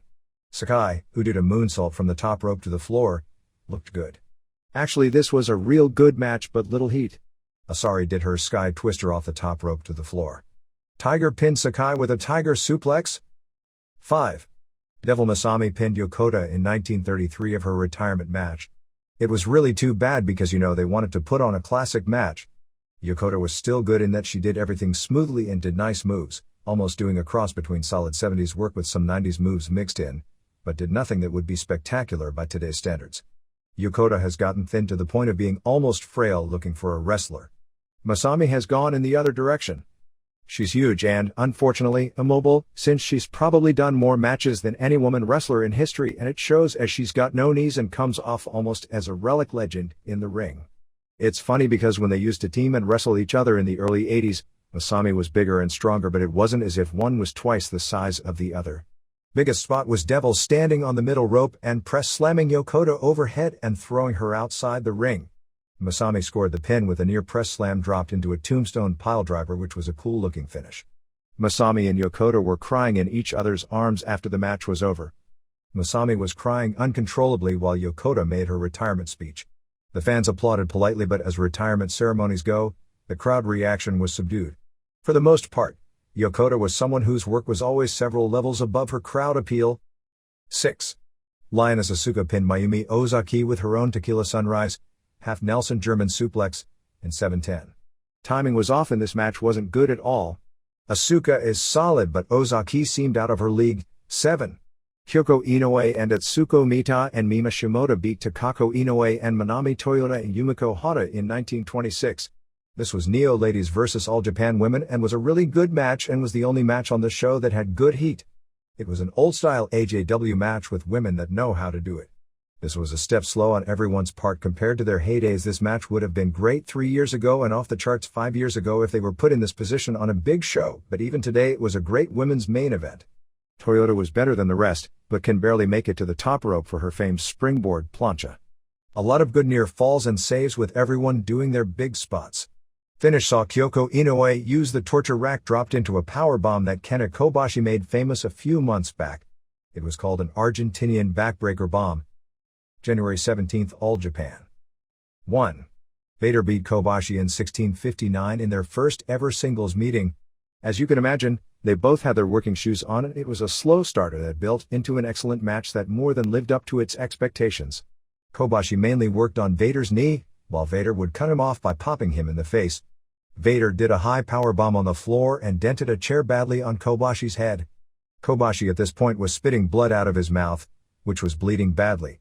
Kobashi used a pescado out of the ring and a few suplexes in for near falls. He did a weak missile dropkick, didn't get good height, and the crowd was down, but the missed spot didn't faze him and he went back to work and the crowd was back into it. Kobashi missed a moonsault. Vader's work in this match reminded me of Stan Hansen in his last year as a serious headliner in that he had enough left and enough credibility to have great matches, but you can also see he's not what he was. Kobashi got a good near fall with a moonsault. Vader came back with stiff punches to the face and a moonsault, but Kobashi kicked out. Vader used a high German suplex and 2 Vader bombs, but Kobashi kicked out again, before Vader finally got the pin after a splash off the middle ropes. 1/4. Mexico, with the Rey Mysterio Jr. mask loss in the US upcoming, a mask versus mask match between Mysterio Jr. versus Psicosis was set up for Tijuana sometime this month. On January 29, before 3,900 fans in the finals of an 8-man tournament for the David Trophy, Mysterio Jr., who had beaten Damian and Venom Black, pinned Psicosis, who had beaten Villano 5 and Halloween, in a good match with the crowd actually slightly favoring Psicosis. The finish saw Rey Mysterio attempt to hit Rey Jr. with a chair, but instead hit Psicosis, leading to the pin. Rey Jr. then challenged Rey Sr. and Psicosis to a 3-way match with the loser losing his hair or mask, but Rey Sr. declined and Psicosis accepted. Also on the show in the main event, Conan and Elio Del Santo and La Parca, the most popular wrestler on the show, beat Villano Trace and Black Magic, Norman Smiley, and Silver King in straight falls, since the match didn't even start until midnight, and Liz Mark Sr. and Atlantis beat Fuerza and Juventud Guerrero via DQ. PSA announced its Reina de Reinas show will take place February 19th in Puebla, but no lineup was announced. After Astro Rey Jr. had scored 6 consecutive clean wins in trios matches over Archangel, they held the Mexican National Welterweight title match on January 31st at Arena Coliseo, with Archangel winning clean with a superpower bomb off the top. Mano Negra Sr. showed up bald on January 31st at Arena Coliseo, having lost his hair on January 24th in Panama City, Panama, to a local wrestler named Celestial. Mexican wrestling legends Huracan Ramirez, Blue Demon, Karloff Lagarde, Cavernario Galindo and Rey Mendoza are all going to appear in an in-ring ceremony on February 5th for the Legend of Santos show at Arena Coliseo. PAPSA runs Tijuana on February 5th with Latin Lover and Connect and La Parca Jr. vs. Cibernetico and Sangre Chicana and La Gacela as the main event. The CMLL television show in Mexico is being cut from 2 hours to 90 minutes, which would then almost surely be the case for the Galavision show as well. Reports are the big EMLL show of the week on January 29th at Arena Coliseo was as weak as it sounded, with Los Hermanos Dinamita beating Tinieblas Jr. and Mr. Niebla and Shocker on top. However, crowds continue strong as it was nearly a sellout again. The show on January 26th was the first of the past 17 shows at the building, since December 18th, to draw less than 4,000 fans. Espectro Jr. captured the Mexican national middleweight title from Abismo Negro on January 27th in Ecatepec and defends it on February 5th in Cuautitlan against Pero Aguayo Jr. Also on the show in a women's hair match, La Briosa beat La Nazi. A novel is being released based on the life of wrestler Connect. All Japan, of course, there has been no news here since the death of Baba. Before he died, they set up Akira Tao vs. Vader for the vacant Triple Crown on March 6th at Budokan Hall. The way it was done was that Toshiaki Kawada said that he was vacating the title but wanted Tao, his regular partner, to face Vader, who had earned the shot with his win over Kenta Kobashi on January 15th. This gives a logical reason to avoid putting Kobashi or Misawa in the match, and apparently will allow Vader to go over and set up Misawa vs. Vader for the title at the Tokyo Dome. With Misawa in charge, one thing everyone is looking at is to see if he'll be more willing to work with other companies, and if he'll have the resources to spend more money. As mentioned in the Baba article, All Japan used to be the place to wrestle because it was a great money circuit, but now with business so strong in the US and New Japan and Baba maintaining his financial structure, it has fallen way behind the other groups, and with the exception of Misawa, Kawada, Vader, Hansen, and Kobashi, isn't really that much better than ECW. WWF was looking at opening up a relationship, including sending talent to the Dome show, but hadn't started negotiations because of Baba's condition. The weekly Pro Wrestling Readers Awards in the February 9th issue gave Kobashi the MVP award for Japan, followed by Misawa, Shinobu Kandori, Keiji Muto, Alexander Otsuka, Masahiro Chono, Hiromichi Fuyuki, Jushin Liger, Jun Akiyama, and Yuki Ishikawa. All Japan also won Singles Match of the Year Misawa vs. Kobashi on October 31st, which captured 2,057 votes as compared to 278 for Tatsumi Fujinami vs. Kensuke Sasaki in second, and All Japan Dome matches from May 1st with Misawa vs. Kawada and Akiyama vs. Hiroshi Hayes finished 3-4. Akiyama vs. Yoshinari Ogawa placed 5th and Kawada vs. Kobashi on June 12 placed 8th. Tag Team Match of the Year, Vader and Hansen losing in the tournament finals to Kobashi and Akiyama on December 5th, which doubled second-place Chono and Hiroyoshi Tenzan vs. Shiro Koshinaka and Genichiro Tenryu on June 5. Best Foreign Wrestler Vader, finishing ahead of, in order, Norton, Stan Hansen, Dr. Wagner Jr. and Johnny Ace Card of the Year, with the May 1st Dome finishing with double the votes of New Japan's April 4th Inoki retirement show. Not only that, Yoshinari Ogawa's Figure 4 Jackknife Pin was named Move of the Year with more than double the votes of Kendo Kashin's Flying Armbar. For New Wave Wrestler, which is a Rising Star award, Otsuka won, followed by Ogawa, Ayako Hamada, Yuji Nagata, Kengo Watanabe, Satoshi Kojima, Kobashi, Akiyama, Naohiro Hoshikawa, and Tetsuhiro Kuroda. Other awards were August 23rd Kandori vs. Manami Toyota as Women's Match of the Year, and November 29th Jaguar Yokota and Devil Masami and Lioness Asuka vs. Asia Kong and Dynamite Kansai and Yumiko Hata as Women's Tag Match of the Year. Next show is February 13th at Korakuen Hall, which is basically Fan Appreciation Day, and will have a one-night trios tournament with Misawa and Ogawa and Masahito Kakihara, Kobashi and Akiyama and Kentaro Shiga, Tao and Masafuchi and Masao Inoue and Hiroshi Hayes and Takawa Mori and Yoshihiro Takayama, plus a return All-Asian Tag Team title match with Tomoe Honda and Jun Izumida defending against Hayabusa and Jinsei Shinzaki. January 24 TV show Misawa vs. Kawada did a 5.4 rating.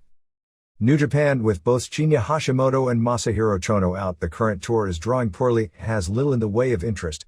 In fact, tickets for the February 14th Budokan Hall show aren't selling, and to spice up sales, it was leaked that Atsushi Onita will do a run-in appearance. The tour opened with a less than full house, 3,500, at the Tokyo Yoyogi Gym 2 with the first round of the IWGP Title Challenge tournament, and it not selling out was a big surprise and not a good one. Satoshi Kojima beat Kazuo Yamazaki in 12:14 with an armbar submission. Manabu Nakanishi beat Tadao Yasuda in 8:41 with a torture rack submission. Hiroyoshi Tenzan pinned Shiro Koshinaka in 10:46 with a diving headbutt, and Kensuke Sasaki pinned Yuji Nagata in 14:16 with a Northern Lights bomb. Sasaki vs. Tenzan and Kojima vs. Nakanishi will be the semi-finals on February 11th in Osaka. Also on the show, the junior heavy tag champs Dr. Wagner Jr. and Kendo Kashin beat Tatsuhito Takaiwa and Koji Kanemoto in 14:51 when Kashin used the armbar on Takaiwa, and Shinjiro Otani pinned Jushin Liger in 1948 with his spinning spider bomb. Akitoshi Saito was released from his contract. Masakazu Fukuda, who is a good worker based on what I've seen, who wrestled with Wrestle Dream Factory, which may be closing up, was signed and debuted on January 28. Brian Johnston is working as a regular pro wrestler on the undercard every night on this tour. Oleg Toktarov starts with UFO on the March 12th show. January 23 TV show did a 3.0 rating.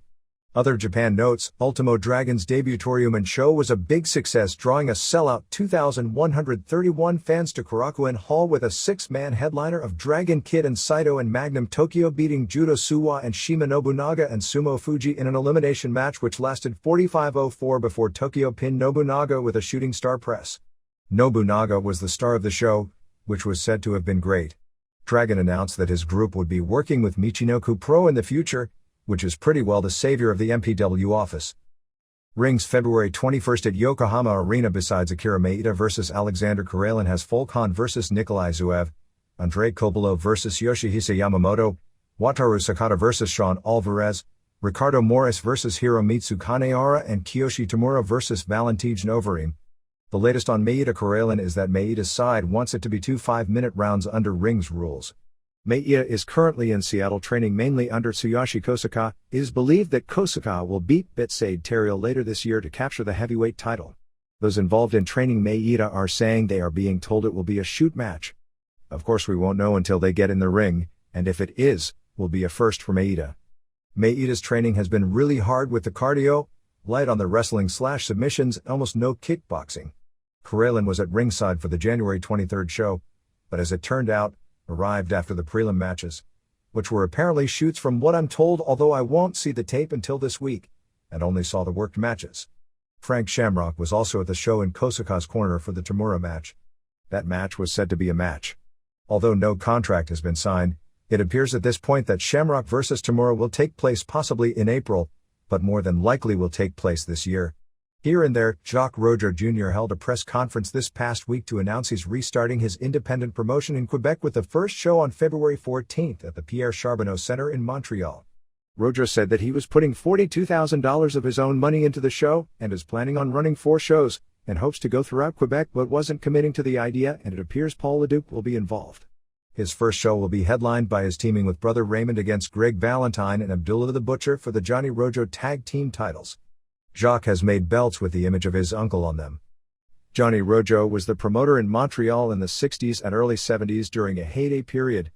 Raymond, 43, who is long since retired from the ring but still under contract to WWF as a French-language announcer, said he was only going to do this one show, teaming with his brother for the first time in many years, claiming so his 8-year-old son, who had never seen him wrestle, would get a chance. Also at the press conference was Michelle Dubois, better known as Hayward, California resident Alexis Smirnoff, who will also be helping with the promotion.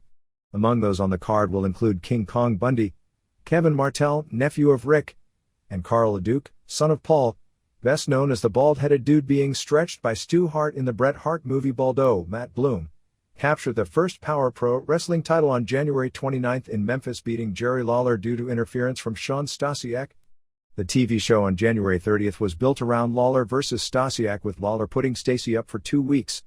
Lawler refused the challenge, but Stacey accepted. Bet you can see where this one is going, because she knew Lawler would win. Bruce Pritchard from the WWF was at the studio and helped host the show with Dave Brown, which I guess meant it was a day for all the talent to try and impress.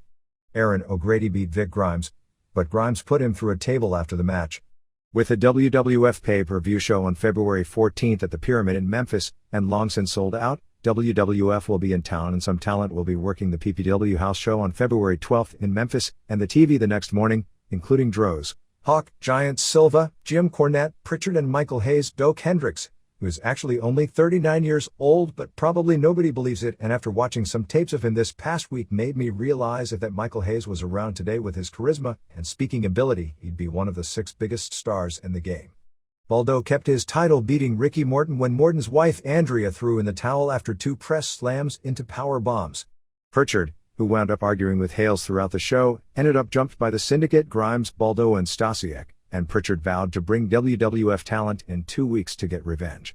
In the main event, Stasiak beat Lawler when Baldo hit Lawler with a chain. Baldo cut big gaps in Lawler's hair. Wonder if it'll be noticeable this week on Raw. While Stacey cried, and Stasiak carried Stacey off with him. Inside Edition will be doing a wrestling segment on February 23. They interviewed Bruce Mitchell and Chris Cruz over the weekend at the New Dimension show, and have also interviewed Missy Hyatt, who is doing some training to be a wrestler at Johnny Rod's school in Brooklyn.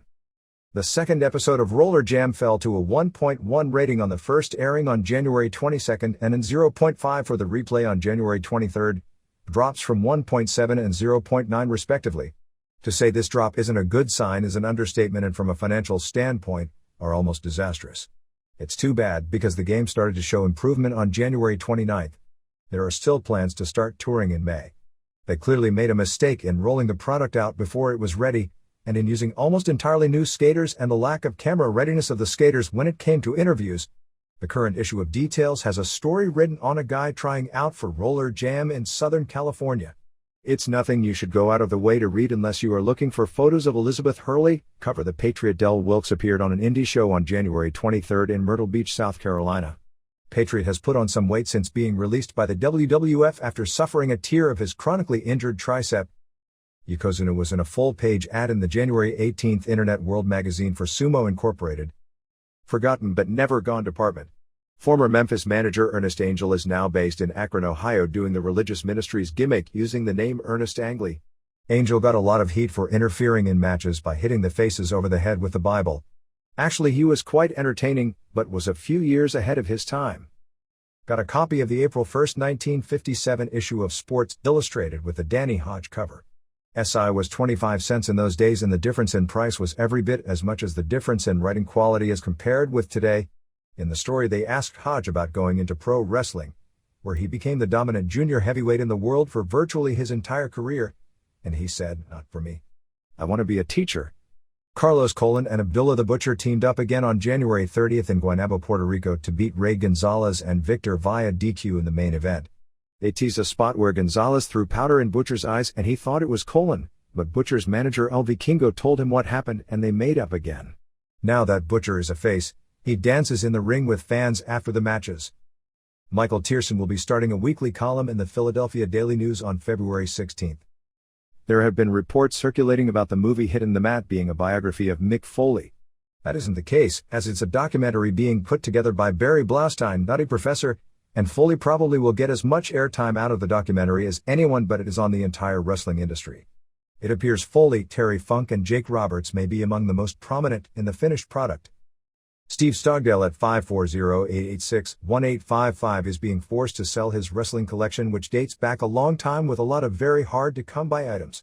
MMA, as everything stands right now, the planned lineup, and none of these matches are signed, for the March 5 pay-per-view are Vitor Belfort vs. Guy Mesger, with the winner of the match possibly facing Frank Shamrock for the middleweight title on May 7 in Sao Paulo, Brazil, Tank Abbott vs. Gary Goodrich, Maurice Smith vs. Marcus Conan Silveira, Jason Godsey vs. Pete Williams, and prelim matches involving Evan Tanner and Sion Latu. On paper, it's one of the weakest lineups in a while. It appears Smith-Silveira may be, if Smith wins, to set up Smith vs. Boss Rutten as the main event on the May 7th show to create a heavyweight champion because Pedro Rizzo isn't going to fight Rutten. If nothing else, Smith vs. Rutten is interesting because both may want to keep the fight on their feet. Latu is actually a pro wrestler from the Carolinas who has worked for years as a jobber under the name John Savage, and is the younger brother of the Barbarian of WCW. I only know of him fighting once, which was a rings match where he lost quickly to Tsuyoshi Kosakai in a shoot. He's got a good look and seemed to be an exciting fighter with potential, but is very inexperienced at this, and that Kosakai seemed like a chess master playing with a novice in their match, and at 30 years old to be getting into this with the sport having evolved as far as it has. It's official that there will be no show in April, but on April 2nd there will be a taped show called Ultimate Ken Shamrock, showing tapes of Shamrock's various UFC fights. Problem is, all this will be is expose just how far the game has advanced. Shamrock's return to UFC, if it could be put together, would be huge due to the amazing popularity these days of WWF, but I don't see any pay-per-view interest in seeing his fights from years ago, all of which have long since been released on video. If they could do a documentary on the life of Shamrock and Lion's Den training and show clips of his and his other fighters' matches, that would at least be more interesting. Japan Direct TV has inked a deal to air UFC pay-per-view shows live on June 18 and December 17, the latter date at this point scheduled for Japan, using Kosakai as the TV announcer. The only possible fight for Japan that could be a solid draw if UFC were to return is a Rutten vs. Kosakai rematch. ECW Terry Funk should be ready in a few more weeks. Pretty quiet weekend with shows on January 28 in Revere, Massachusetts before a sellout 1,100, January 29 in Worcester, Massachusetts before 1,300, and January 30 in Fall River, Massachusetts before a sellout 1,200. Sid was really over and got the biggest reaction of the weekend. Super Crazy vs. Yoshihiro Tajiri continues to be the best match nearly every night. Weekend TV saw Taz do an interview running down Rock and Hogan. He claimed Rock was a green guy who got a push because someone liked his look. He then asked if anyone thought Hogan could beat him. He probably couldn't, but what does that have to do with pro wrestling today? He then said he was real, he was a shooter, and challenged everyone in the world. They replayed clips of the Taz Douglas match from Philadelphia. The crowd reaction to the finish was a setup spot, as Taz after the match started clapping, signaling for the crowd to turn Douglas, and he facially reacted. Nothing wrong with it, as just about everything in wrestling isn't spontaneous. After the Taz interview, the next 20 minutes of the show were filled with replays from last week and some really tacky TV commercials. The only match that aired was Sabu and Rob Van Dam over Axel Rotten and Balls Mahoney, which was good, particularly considering how limited Rotten is as far as taking bumps due to his health problems. Several psychotic dives by Sabu and Van Dam. Sabu won with an Arabian facebuster to the back of the head. Think about that description. Sabu needs to change the name of that move. Rest of the show was the build-up for the return of Public Enemy. Joel Gertner was hilarious. Even Bubba Ray Dudley was real funny doing a Johnny Grunge imitation. The role of Joey Styles was so overplayed throughout the skit. WCW, at this point the February 21st Oakland pay-per-view is Hogan vs. Flair for the WWF title, Goldberg vs. Bigelow, Hart vs. Hall for the US title, Steiner vs. DDP for the TV title, Conan and Mysterio Jr. vs. Nash and Luger with Mysterio Jr.'s mask against Elizabeth's hair, and Disco Inferno vs. Booker T announced. Not announced yet, but pretty well planned. It is Benoit and Malenko vs. Wyndham and Hennig, which will be the finals of the tag tourney, and probably Billy Kidman vs. Chavo Guerrero Jr. for the Cruiserweight title. Nitro on February 1st at the Target Center in Minneapolis drew a sellout 17,259, which was 16,018, paying $380,941. The show opened with the angle where Kimberly was injured so she can get her cosmetic surgery. Do you ever have a dream where you wake up in the middle of the night and all the women in the world have faces that look like these Cher-looking alien beings? Not a pretty thought. At least she fell down and bumped her head, and didn't do that very believably, as opposed to them doing an angle where Steiner beats her up. Conan and Mysterio Jr. challenged Nash and Luger to a match. The way this was set up was totally retarded, which I'll get to on the retort. They did the first of a zillion videos of the NWO guys trying to get over as being cool. Well, Steiner, Bagwell, Nash and Hall get to be cool, and the other guys are like the poor kids in high school who try to be cool and aren't. And Flair ordered Bischoff to stand in a dunk tank for the next 3 hours, while all the WCW people who hate him, and that was a long line, got to throw softballs to knock him in. Luckily for Bischoff, nobody who hates him has much of an arm, and these segments were dying of embarrassment as guys kept missing the target with pitch after pitch on live TV. Tape this stuff with margin of error ahead of time next time. Oh yeah, about 25 minutes in, we got a wrestling match and a good one with Hennig and Windham beating Benoit and Malenko in 12:53 when Hennig pinned Benoit after a fisherman suplex. I know that finish sounds retarded and by the end of the show, it was, except Benoit and Malenko are scheduled to win the tag tournament and be the champs, and are supposed to beat Hennig and Windham in the finals, so it does make sense. The uncool pissed off NWO guys found a bunch of lost women in their dressing room. We have no idea what happened next, because the next time we saw them they were with the rest of the guys and there were no women. Except Steiner was holding a Nitro Girls outfit coming from the bathroom. But he was fully clothed. Flair did an interview. He called Vincent Virgil. Hope McDevitt doesn't hear about that one.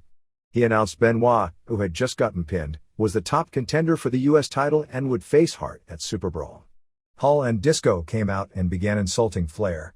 Benoit came out and he and Flair cleaned house, which wound up with Benoit versus Hall for the title shot as the main event, and unfortunately, the ratings tell the story on that one.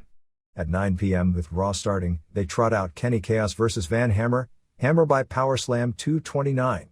Sandman, who was never identified by the announcers, I think they were told that they couldn't call him Sandman, they couldn't call him Jim Fullington, they couldn't mention ECW or Raven videos, couldn't explain what the hell Sandman was talking about to the 95% of the audience that had no idea, came out with a cane and wrapped in barbed wire, but without cigs and with a new physique. Some people in the crowd knew him and most didn't. Luckily for him he did a good interview talking about being extreme, at least to those who do know. I can't imagine what anyone else was thinking.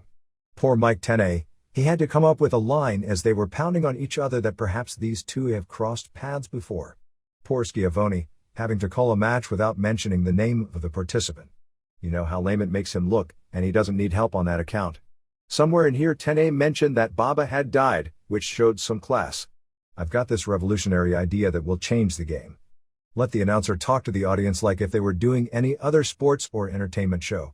The con man approach makes it difficult to get angles over in the first place, and who cares if they mention they are talking about ECW on TV? It's there.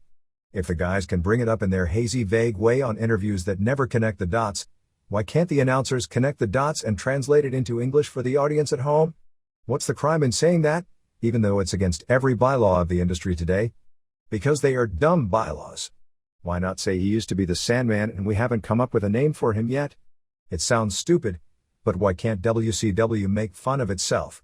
The bookers have been doing it for years.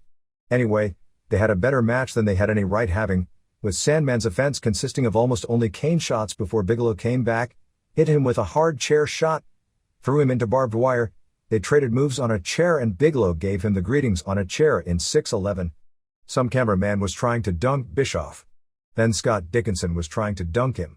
Kidman was then stooging off to Page what Steiner did and how his wife got hurt. How come these stars just don't arrive on time? Page barged into the NWO locker room. They didn't seem to care. Steiner wasn't there because he was in the bathroom holding the outfit of a Nitro girl, and I don't want to think about what he was doing. They told Vince, to tell DDP that Steiner will fight him at Super Brawl and to slap around DDP. Vince then told Disco that when he slaps him everyone is going to jump DDP. Disco went in like an idiot singing Song Blue by Neil Diamond, slapped him, and got banged. You know, Diamond Cutter. It's not like Page was having sex with him or anything. That would be on the other channel. Nash was telling Vince how smart he was. Page then drove off. Kidman beat Lash LaRue to keep the Cruiserweight title with a shooting star press in 7:56. I've got two schools of thought about this one. It was a really good match, but nobody knows LaRue, who showed a ton of potential as a worker. Everyone has to start somewhere, but starting with an 8-minute match, even though it was good, in this competitive environment isn't going to help ratings. If the idea to screw the ratings for 6 months, we're going to develop new talent and angles, and since wrestling is so hot now, this is the time to do it. That's good long-term thinking. I just don't know if the company is thinking long-term. Hogan and Chuck Zito, one-time Hell's Angels leader best known for coing Jean-Claude Van Damme at a New York strip club, were in a limo acting like they were really cool headed to Charlotte to beat up David Flair. Steiner and Buff did their interview. Steiner was, in his own words, mesmerizing. Steiner beat Jericho in 8:56 with the recliner. Jericho tried to leave, probably to get a better spot online for the dunk tank, when Saturn came out, wearing a new dress and wearing makeup, and threw him back in to get pinned. Do you ever wonder what happens to Steiner's urine specimens? They probably come back with, "This isn't a member of the human species." They aired a tape from the February 6th episode of Mad TV, "Thank God I don't have to stay home Saturday night and watch it now," of Bret Hart hitting John Sasso with a chair and putting him in the Scorpion. Luger and Nash and Liz did the interview accepting the challenge. Okay, here goes. This angle is totally ass backwards. Babyfaces should look courageous, perhaps in jeopardy, but with the guts to fight against the odds. Heels should be assholes. But not in WCW. In WCW, babyfaces are absolute pitiful numbskulls and the heels are the coolest guys around. Great, they got an absolute miracle 2 weeks ago because Mysterio Jr. is so talented he actually got a good match out of Luger. The odds of it happening again aren't that good. So Little Ray puts up his mask in a match where Nash is on the other team. That's not courageous, that's totally stupid. Nobody thinks he has a prayer. And that stuff where Ray was talking about how Luger and Nash showed him so much love in WCW, I mean, there's behind the scenes and there's storyline. I always thought TV was storyline. The only interaction Ray and Nash have ever had was when Nash threw him into the trailer like a dart, and when they had that ridiculous singles match a few years back, which was the last time Mysterio Jr. looked like a complete idiot. Luger and Nash laughed about it, basically making it look like Conan and Mysterio Jr. were job guys, and then put Liz' hair up. And after a split second of thinking, she laughed about it too. This angle only makes sense if Ray pins one of the big guys, but since the plan is for him to lose, how can you have sympathy for a guy that's stupid and how can you dislike the other team that laughs about the match and then wins at the end anyway? Miller challenged anyone. Norton was asleep or something, so the NWO told him Miller called him out. Norton hit the ring and looked mad. Well, he always does. When Miller saw Norton, he wanted to back out, but they had the match and Norton basically made Miller look bad by not selling his stuff. Actually, it was stiff as hell, to the point that Miller's skin was getting peeled off his chest, and was better than it had any right to be before Norton bombed him in 6'10". Goldberg was interviewed challenging Bigelow for Super Brawl. Finally, Hall beat Benoit in 11:08 with the edge when Benoit was distracted by Nash. It was a good match. But imagine how stupid Flair and the Horsemen look when Benoit loses twice on the same show. Hart did color and didn't have much to say. Show ended up Hogan and Zito finding David Flair going to the gym in Charlotte and Flair was watching the monitor and the show went off the air. Guess we've got to tune in Thursday to find out if David beat the hell out of both of them. As if. Rick Martel was at Nitro on January 25th interviewing about a position as a French-language TV announcer. Eddie Guerrero must be in rough shape as he was supposed to help backstage at the proposed WCW Latino taping on January 27th in Waco, Texas, but his doctor wouldn't allow him to fly. Superboy, Blitzkrieg, Foligno and Mosco de la Merced all got tryouts in Minneapolis. Blitzkrieg, who has the least experience of the group, may be getting a deal. Foligno was told specifically by Paco Alonso that if he showed up in Waco that he'd be fired, but he came to Waco anyway. Reportedly Alonso, who was at the WWF show in Phoenix on January 25th and may have signed a deal with WWF, told Foligno that he was still negotiating with WCW. He'd insist as a condition of the deal that Foligno be fired. There was a minor skirmish at the bar after the show between Miller and Kidman. Miller was behaving in a toned-down manner of his TV persona, bragging about how tough he is, which apparently isn't that unusual. Kidman must have said something because Miller threw a punch at him, but it was quickly broken up. February 26th at the Alamo Dome in San Antonio has Goldberg vs. Nash, Sting vs. Luger, Page vs. Hart, Flair and Benoit and Malenko vs. Wyndham and Hennigan Steiner, Conan vs. Hall, Ray vs. Juvie vs. Kidman triangle match, Chavo Jr. and Silver King and Hector Garza vs. Psicosis and Parka and Smiley in a prelim or two. Nash and Page spoke at a meeting before Nitro. Nash said that he didn't want people coming in late because they are going to start pre-taping features before the show and was adamant about saying that everyone has to do jobs. He basically said, as is obvious, that they are going to do more skits and pre-taped segments on Nitro a la Raw. DDP was on Regis and Kathy Lee on January 26th. Heard it wasn't good. DDP seemed nervous and was trying to get over the diamond cutter as this finisher. Ray Lloyd, the former Glacier, was a plant in the audience trying out his new gimmick as a high school PE coach with a whistle, you know, that lame John Tolos WWF gimmick, and challenged him. Of course Page banged him and Regis covered him and Page counted 3. Crowd didn't pop for the cutter even though Page spent his interview trying to pre-program for the one spot. NBC Dateline was scheduled to do a wrestling piece on January 27th, but it didn't air. We haven't heard about it being rescheduled. Lisa on February 9th or February 10th will have Conan, Paige, and Sting. Jenny Jones on February 10th or February 11th will tape, not sure of air date, with Jimmy Hart, Bagwell, and Disco. Jimmy Hart A&E bio story is a little bit farther than it really is. On hasn't decided to do it, but Hart is pitching the idea to them for it. Goldberg was offered a guest shot on ER, but WCW nixed it because the filming would conflict with a Monday Nitro. Some heat over that since they don't book Goldberg a lot of Mondays anyway, and now they won't give him off when he has a chance to be seen to more people than have ever seen him before. We don't have a lot of notes on the Waco taping other than it was considered a fiasco in taping, but may wind up being a good television show when it airs on February 24th. The company invested big money just on the set and the open. The show began with Disco, Jericho and Johnny Swinger wearing sombreros and making racial remarks to heat the crowd. Problem was the crowd was 70% Anglo. They started stomping the sombreros and called the crowd wetbacks. The WCW production staff freaked, thinking you can't put that kind of racial stuff on television. They don't even use that language in the WWF, and it went downhill from there. Superboy, a Los Angeles indie wrestler, and Kendo, a wrestler from Mexico, actually were the best workers on the card. Silver King, who was doing a cowboy gimmick, had been learning rope tricks and apparently trying them in the ring, somehow wound up by accident nearly tying himself up with his own rope. I swear they should put that on Nitro because at least he could get over as a comedy figure.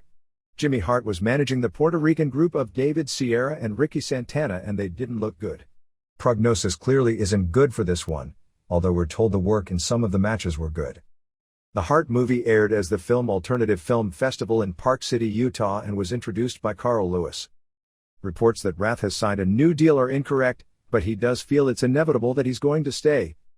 Bagwell was scheduled to start back in the ring over the weekend on the California shows, but it didn't happen. Guess with Sandman on Nitro in his old role and no reference to the Raven videos means that idea has been scrapped. Apparently there were people who didn't like the videos. Wouldn't you think they should have previewed them ahead of time and come to that decision rather than airing 3 or 4 and then abruptly stopping referring to them? Shows this week saw January 27th in Waco, Texas drew 2,433 paying $45,126 for the Latino taping. January 29th in San Diego drew 5,133 paying $168,334 and January 30th at the Forum in Los Angeles drew a sellout 14,994 paying $287,151. California shows were said to have been very good, with the first half better than the second half. Best matches both nights 3 ways with Juvie, Ray and Kidman for the title. Goldberg beating Nash headlined both nights. In San Diego, Wyndham actually beat Flair. The advertised tip was if Flair won, he'd get 5 minutes with Bischoff. Since Bischoff no-showed, they had no choice but to put Wyndham over. Bischoff was in LA, and Flair beat both Wyndham and then used the figure 4 on Bischoff. Flair got the biggest crowd reaction both nights with Goldberg second, although Nash had a lot of cheers in Los Angeles. Dennis Miller was at ringside in Los Angeles. There were reports of George Clooney being backstage as well. Bodybuilders Paul Dillett, Chris Cormier, Aaron Baker and Rico McClinton were also at the show and may have accompanied Conan to ringside for his match with Luger.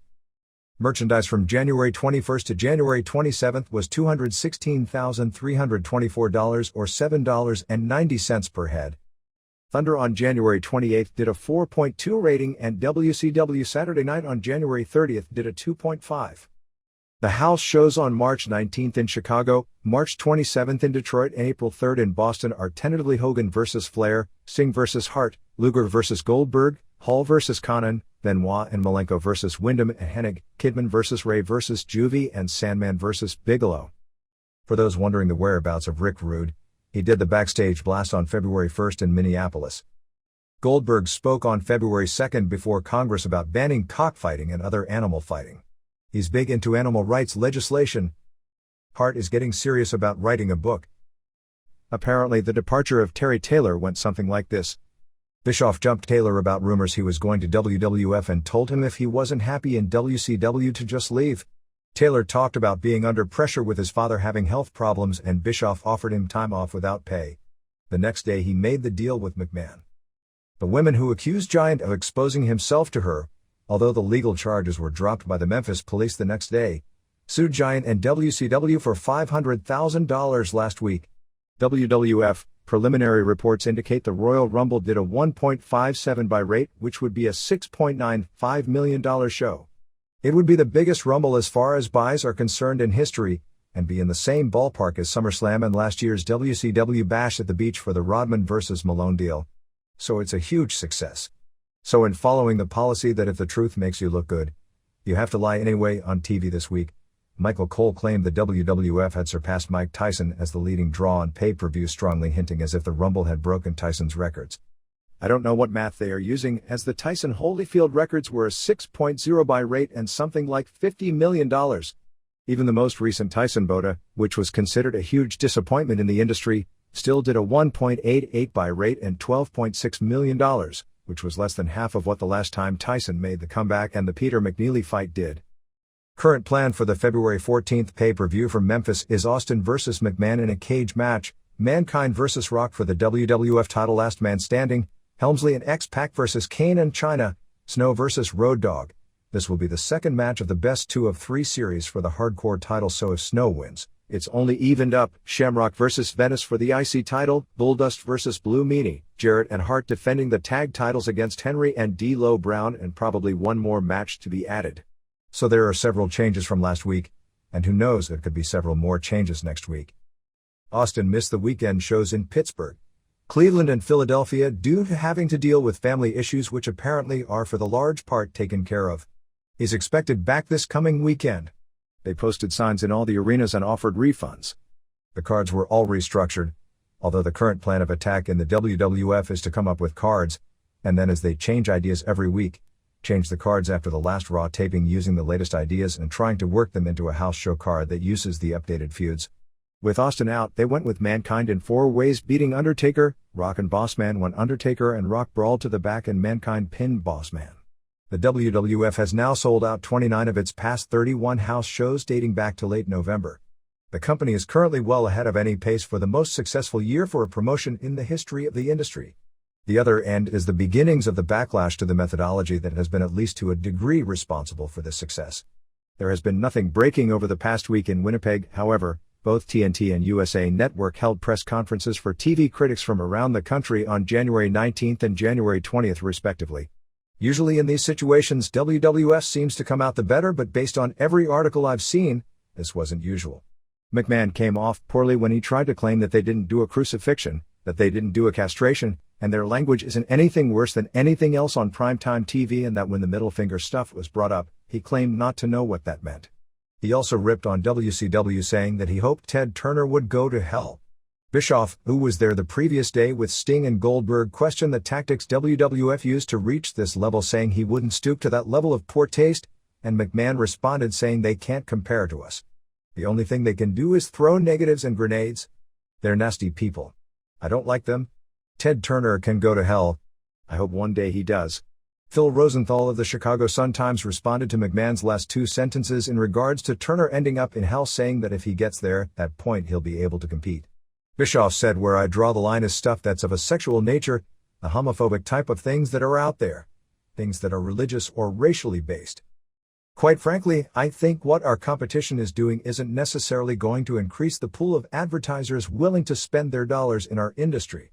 Diane Wirtz in Newsday, who said she was a wrestling fan, wrote a blistering anti-WWF column on January 28, saying this entertainment has taken a creepy turn of late.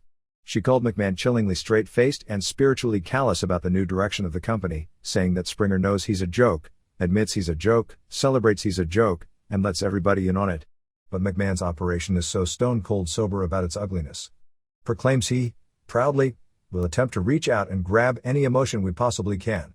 You got mine, Vince. Revulsion. At this point, despite warnings from Bischoff to the contrary, WWF isn't hurting for advertisers.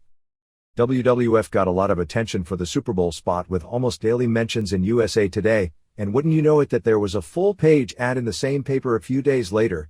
According to the various stories, WWF claimed to have gotten its Super Bowl ad well below the $1.6 million per 30-second spot rate claimed in publicity.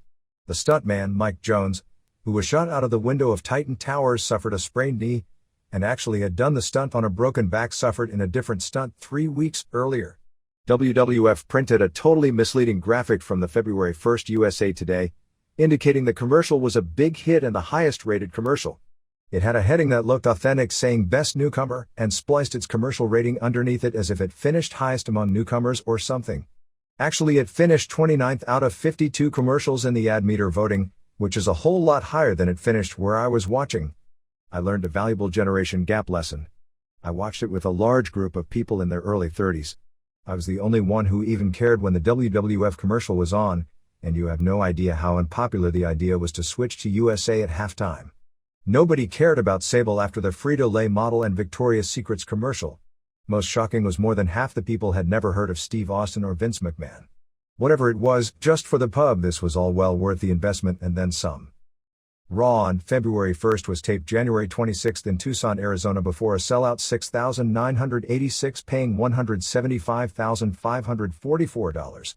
They taped a few Super Astros matches with El Merenguero teaming with Mini Torito beating Negro Casas and Miguel Perez and El Hijo del Santo and Armando Fernandez beat Aguila and Papi Chulo. Which sounds awfully difficult as obviously they have a new wrestler as Aguila. The previous night on the Super Astros taping, they debuted a heel named El Bandito, who was Scorpio Jr. without the mask, beating Casas. Believe me, of all the wrestlers in Mexico, he's one that you don't want to unmask. Raw opened with Shane doing an interview explaining that Vince was in Victoria, Texas with Patterson and Briscoe hunting for Austin. They did skits throughout the show which weren't funny in the sense of Patterson and Briscoe looking like clowns, but they were getting old. Vince was trying to provoke Austin, but it didn't work, and it ended up with a gang of Texas thugs advancing on Patterson, McMahon and Austin in a bar. The cage lowered while Shane was doing an interview and X-Pac was on the cage and he was pounding on Shane until Chyna gave him a low blow and held him for Shane. Billy Gunn and C. Val Venis when Ken Shamrock, at ringside doing commentary, hit Venis with a chair, but he thought Gunn was the one who hit him with the chair and clipped his ankle and hit him with a chair. Lawler and Shamrock were hilarious with Lawler trying to provoke Shamrock to attack Venis. The original plan was for Gunn to win the IC title at the Rumble, but Gunn has been a problem of late and it was felt going through with the change under those circumstances would send a bad message about the company condoning his behavior, so he instead had to do the ankle lock. He was supposed to be in a three-way on the February 14th show, but that was changed as well. But he's still in line for a major singles push and they may be putting the three-way for the IC title at Mania. Kevin Kelly was interviewing Deborah's boobs when Henry tried to put the moves on her and Jarrett and Hart beat him up while Deborah laughed at him. Bossman beat D'Lo Brown in 2:49 with a slam when PMS cost Brown the match. Terry Runnels still can't talk. Bossman was pounding Brown with a nightstick until Henry saved. Meanie came out dancing as one of the Raw Boys, a spoof on the Nitro Girls. Goldust attacked him and gave him shattered dreams. Dr. Francois told Brown that Runnels was never pregnant. He was shocked. I guess he never heard the commentary on the Capital Carnage pay-per-view. Hacksaw Jim Drozdov beat Kurgan hitting him with a 2x4 in 152. Quick, what's the only thing lamer than Kurgan's offense? His selling. Brood beat Midian and Viscera in 206 when the Acolytes pounded them and they hung Gangrel until he was dead. Mankind was giving away Rock's money throughout the show. He rented Max Mini for his kid to play with from, I guess, Max's owner. If this doesn't make sense, it's because all foreigners in wrestling are semi-retarded naive children. And minis are also semi-retarded naive children. So Max Mini, being both, is either double or the square root or something like that. Mankind and Rock did an interview setting up their pay-per-view match. Acolytes beat Road Dogg and Snow in 6:40 of a brutal ECW-style brawl when Bradshaw powerbombed Dogg through a table. Dogg was injured and missed the next 3 days but was back on the road in limited form over the weekend. After the match the Druids attacked Dogg, revealing them as the Brood. After all this, Dogg was mad at Snow for behind backstage and popped him twice with a chair. Finally Triple H beat Kane in 12:15. It was boring in spots, but Triple H carried it to a decent level in others. X-Pac and Chyna were both involved in the finish. Triple H ended up kicking Chyna off the cage and getting out first to win. Kane's head was split open bad. Not sure if it was a chair shot or taking a bump, but he needed several staples to close the wound. Kane went on the road all week but couldn't wrestle, which wound up with house shows containing some lame skits and matches in place of scheduled Triple H vs. Kane bouts. Chyna issued a challenge for the mixed tag. She can't talk. The February 8th Raw in Toronto was at one point scheduled to be headlined Austin vs. Mankind for the WWF title, although it wasn't announced on Raw this week. Raw will only air on February 8th live in Canada. It airs on February 13th in the US due to the dog show, which gives Nitro a chance to pick up a huge audience. The latest WWF CD is up to number 24 on the charts with 54,370 sales over the past week. It appears it will be going up on the next charts. Foley received 7 or 8 stitches after the Rumble match. Dan Severn is on his way out. Severn was given a series of options. It was suggested that he do a shoot fight with Steve Blackman, which makes no sense in the confines of the WWF, which he didn't want to do because they were friends. He was given the option but signing a contract release where they would give him a severance check as a buyout. Or he could remain on contract for the next year plus until it expires, but he'd be jobbed out. As of right now it appears he'll be working through the end of February. Severn didn't get over. It would have been tough, and if it could have worked, and there is no guarantee, it had to be done perfectly from the start, and it wasn't. He was pretty well doomed when he asked to wear the NWA belt on WWF TV again, because the first thing they did was injure him with Owen under the guise of making him a face and setting up a feud. Then before they could even do their feud, they turned him on Blackman for no reason. This isn't confirmed one way or another, but I've been led to believe Severn is booked with the WWF in early February, which would negate reports of a shoot fight in Holland this week. Severn put Blackman over at house shows all week. Jim Ross met with Tank Abbott in Los Angeles and Mark Kerr in Phoenix when the tour hit those cities. Nothing is signed. There was an article 2 weeks back on Butterbean in the Philadelphia Daily News about his WWF deal. It is said that he had a 2-fight deal with the WWF, true, for $50,000 per fight, maybe true, and claimed the contract stated that Butterbean wouldn't be pinned in either match. WWF has had discussions about doing a Butterbean vs. Bart Gunn Brawl for All match, but the schedule never made it possible, although Butterbean is going to take time off boxing after his fight on February 13th. Still, for Butterbean it's a no-win situation doing a shoot in a pro wrestling ring, and his deal was for 2 worked matches, and he hasn't been interested in doing a Brawl for All match against Gunn. Because Butterbean's marketability is down from when the deal was made, he may just be paid off on his contract and not used a second time. Sable will probably be phased out of a wrestling capacity except for an occasional gimmick match. They'll probably push her hard for a Mania match to take advantage of the Playboy cover. NBC Weekend Today is doing a feature on Kurt Angle training for a WWF career. Dory Funk and Tom Pritchard are doing a camp this week with Steve Williams, Carl Ouellet, Pierre, who is said to have dropped 30 to 40 pounds and is in great shape, Luke Poy and Barry Buchanan, Truth Commission, Dennis Knight, Jose Estrada Jr., Steve Bradley, Paul Orndorff III, said to be Real Green, Glenn Kulka, Tom Howard, and Angle. Paul White will probably debut in the ring at Mania, although he'll probably have a presence felt on television leading up to the show. Super Astros is doing a 6.5 Hispanic national rating on Univision. House shows for the week saw January 27th in Colorado Springs drew a sellout 7,914, paying $152,377. January 28th in Wheeling, West Virginia draw a sellout 7,029, paying $140,570. January 29th in Youngstown, Ohio drew a sellout 6,386, paying $115,205. January 30th afternoon show in Cleveland drew a sellout 19,663, paying $354,182. Fourth straight sellout in Cleveland. January 30th evening in Pittsburgh drew a sellout 16,589, paying $298,233. Third straight sellout. And January 31st afternoon show before the Super Bowl in Philadelphia drew 16,417, paying $364,151. Merchandise for the week was $545,366 or $6.73 per. Midweek shows had Mankind over Rock on top.